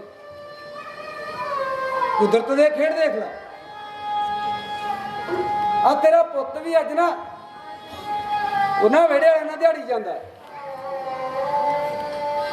ਇਹ ਜਾਤਾਂ ਪਾਤਾਂ ਨਾ ਸਾਰੀਆਂ ਆਪਣੀਆਂ ਬਣਾਈਆਂ ਹੋਈਆਂ। ਸਾਡੇ ਗੁਰੂਆਂ ਨੇ ਤਾਂ ਕਿਹਾ ਸੀ, ਮਾਨਸ ਕੀ ਇੱਕ ਜਾਤ ਸਭੇ ਕੇ ਪਹਿਚਾਨ ਹੋ। ਜੇ ਮੇਰੀ ਬੇਬੇ ਜਿਉਂਦੀ ਹੁੰਦੀ ਨਾ, ਤਾਂ ਉਹਨੂੰ ਮੈਂ ਆਹ ਜਾਤਾਂ ਪਾਤਾਂ ਵਾਲੀ ਗੱਲ ਤਾਂ ਪੱਕੀ ਕਹਿਣੀ ਸੀ ਕਿ ਬੇਬੇ ਗਾਂ ਤੋਂ ਕਿਸੇ ਨੂੰ ਇਹ ਗੱਲ ਨਾ ਕਹੀ ਵੀ ਤੂੰ ਵੇੜਿਆਂ ਦੇ ਮੁੰਡੇ ਨਾਲ ਨਾ ਖੇਡ। ਅੱਜ ਦਿਹਾੜੀ ਜਾ ਰਿਹਾ ਮੈਂ ਜਰਨੈਲ ਸਿੰਘ ਆੜਤੀਆ ਦੇ। ਓਏ ਭੋਲਿਆ, ਅੱਜ ਮੇਰਾ ਜੀ ਕਰਦਾ ਕਿ ਭੋਲੇ ਨੂੰ ਜ਼ੋਰ ਦੇਣੀ ਆਵਾਜ਼ ਦੇਵਾਂ। ਓ ਭੋਲਿਆ, ਓਏ ਤੈਨੂੰ ਕਿਹਾ ਸੀ ਨਾ ਤੇਰੇ ਨਾਲ ਯਾਰੀ ਲਾਈ ਆ, ਕੋਈ ਛੋਲਿਆਂ ਦਾ ਵੱਢ ਨਹੀਂ, ਐ ਨਹੀਂ ਛੱਡੀ ਜਾਂਦੀ। ਪਰ ਓਏ ਰੁਕ ਜਾ ਮੇਰਾ ਯਾਰਾ, ਚੱਲਦੇ ਆਪਾਂ ਦਿਹਾੜੀ। ਓਏ ਹੁਣ ਤਾਂ ਆਪਣੀਆਂ ਜਾਤਾਂ ਪਾਤਾਂ ਸਾਰੀਆਂ ਮੁੱਕਣਾ। ਓਏ ਆਉਂਦਾ ਮੈਂ, ਓਏ ਚੱਲਦੇ ਆ ਦਿਹਾੜੀ। ਓਏ ਇਹ ਸੀ ਨਾਟਕ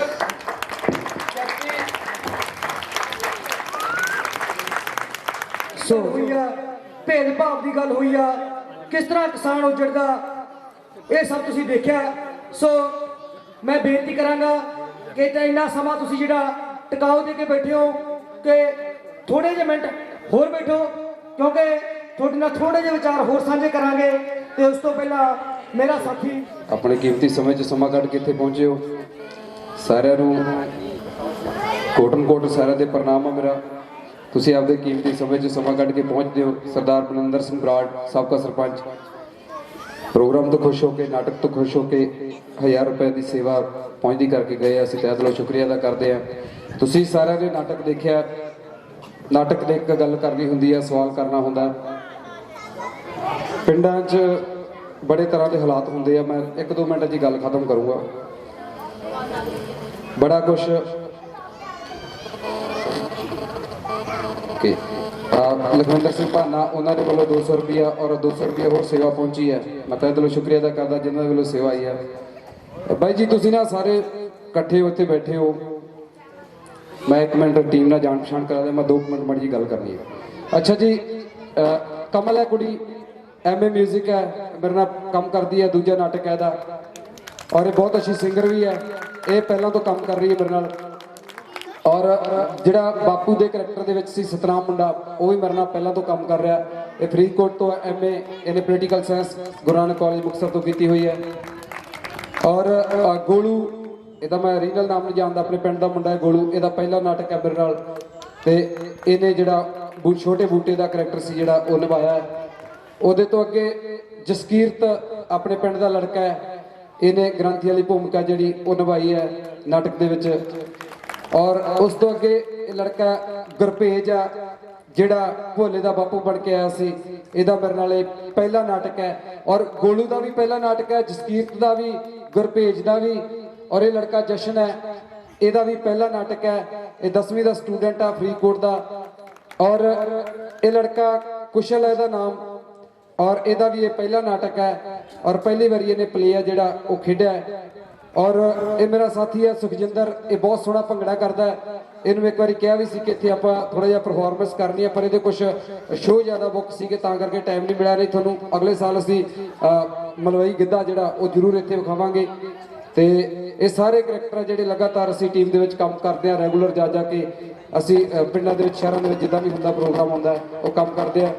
ਸੋ ਜਿੰਨੇ ਵੀ ਤੁਸੀਂ ਕਦਮ ਦਰ ਕਦਮ ਚੱਲ ਕੇ ਸਾਰਾ ਨਗਰ ਇੱਥੇ ਪਹੁੰਚੇ ਹੋ, ਸਾਰਿਆਂ ਦਾ ਤਹਿ ਦਿਲੋਂ ਸ਼ੁਕਰੀਆ ਦਾ। ਔਰ ਸਾਰੇ ਨਗਰ ਨੇ ਸਹਿਯੋਗ ਦਿੱਤਾ, ਤੁਹਾਡਾ ਆਪਣਾ ਪ੍ਰੋਗਰਾਮ ਸੀ, ਬਹੁਤ ਬਹੁਤ ਧੰਨਵਾਦ। ਔਰ ਹੁਣ ਮੈਂ ਉਹ ਗੱਲ ਕਰਨ ਜਾ ਰਿਹਾ ਜਿਹੜੀ ਤੁਹਾਨੂੰ ਮੈਂ ਕਿਹਾ ਸੀ 2 ਮਿੰਟ ਮੈਂ ਗੱਲ ਕਰਨੀ। ਕੋਈ ਮੇਰੇ ਕਿਸੇ ਦੇ ਨਾਲ ਵੀ ਕੋਈ ਪਰਸਨਲੀ ਵੈਰ ਵਿਰੋਧ ਹੋ ਸਕਦਾ ਮੇਰੇ ਨਾਲ, ਪਰ ਇੱਕ ਨਾਟਕ ਦੇ ਲੈਵਲ ਤੇ ਬੇਸ਼ੱਕ ਮੇਰੀ ਕਿਸੇ ਨਾਲ ਕਿੰਨੀ ਮਰਜ਼ੀ ਨਾ ਬਣਦੀ ਹੋਵੇ, ਮੈਨੂੰ ਜੇ ਬੰਦੇ ਨੇ ਕਹਤਾ ਕਿ ਭਾਈ ਆਪਾਂ ਨਾਟਕ ਕਰਨਾ ਹੈ ਤਾਂ ਮੈਂ ਸਾਰਾ ਕੁਝ ਭੁੱਲ ਜਾਣਾ। ਮੈਨੂੰ ਪਤਾ ਮੇਰਾ ਇਹ ਕੰਮ ਹੈ। ਪਿੰਡ ਦੇ ਵਿੱਚ ਹੋ ਸਕਦਾ ਮੇਰੀ ਕਿਸੇ ਨਾਲ ਨਹੀਂ ਬਣਦੀ, ਕਿਉਂਕਿ ਸਭ ਦੀ ਸਭ ਨਾਲ ਨਹੀਂ ਬਣਦੀ ਹੁੰਦੀ। ਭਾਈ ਜੀ ਇੱਕ ਬੇਨਤੀ ਹੈ, ਬਹੁਤ ਸਾਰੇ ਆਸੇ-ਪਾਸੇ ਸੱਜਣ ਮਿੱਤਰ ਆਉਂਦੇ ਆ, ਜੇਕਰ ਕੋਈ ਮਾੜੀ ਮੋਟੀ ਇੱਥੇ ਗੱਲ ਹੁੰਦੀ ਆ, ਮੈਨੂੰ ਉਹ 7 ਸਾਲਾਂ ਦੇ ਜਾਣਦੇ 8 ਦੇ, ਮੇਰੇ ਤੇ 1% ਅਸਰ ਨਹੀਂ ਹੁੰਦਾ। ਔਰ ਅਸੀਂ ਆਪਣਾ ਆਪ ਪੇਸ਼ ਕਰ ਰਹੇ ਹੁੰਦੇ ਅੱਗੇ ਕਿ ਅਸੀਂ ਕਿੰਨੇ ਕੁ ਜੋਗੇ ਆ, ਕਿੰਨੇ ਕੁ ਮਾਲਕ ਆ। ਹੁਣ ਨਾਟਕ ਚੱਲ ਰਿਹਾ ਇੱਥੇ, ਮੈਂ ਜ਼ਿਆਦਾ ਨਹੀਂ ਖੋਲ ਕੇ ਬੋਲੂੰਗਾ। ਜੇ ਮੈਂ ਨਾਟਕ ਇੱਥੇ ਨਾ ਵੀ ਕਰਾਂ, ਮੇਰਾ ਵਧੀਆ ਰੋਟੀ ਪਾਣੀ ਚੱਲਦਾ ਬਾਹਰ ਦੇ ਨਾਟਕਾਂ ਤੇ, ਔਰ ਇੱਥੇ ਮੈਨੂੰ ਪੈਸੇ ਕੋਲੋਂ ਖਰਚ ਕਰਨੇ ਪੈਂਦੇ ਆ ਕੁਝ ਜਿਹੜੇ ਘਟ ਜਾਣ। ਔਰ ਇਦਾਂ ਦੀ ਪ੍ਰੋਬਲਮ ਨਾ ਕਰਿਆ ਕਰੋ ਕਿ ਇਦਾਂ ਦਾ ਮੈਂ ਮਜਬੂਰ ਹੋ ਜਾ।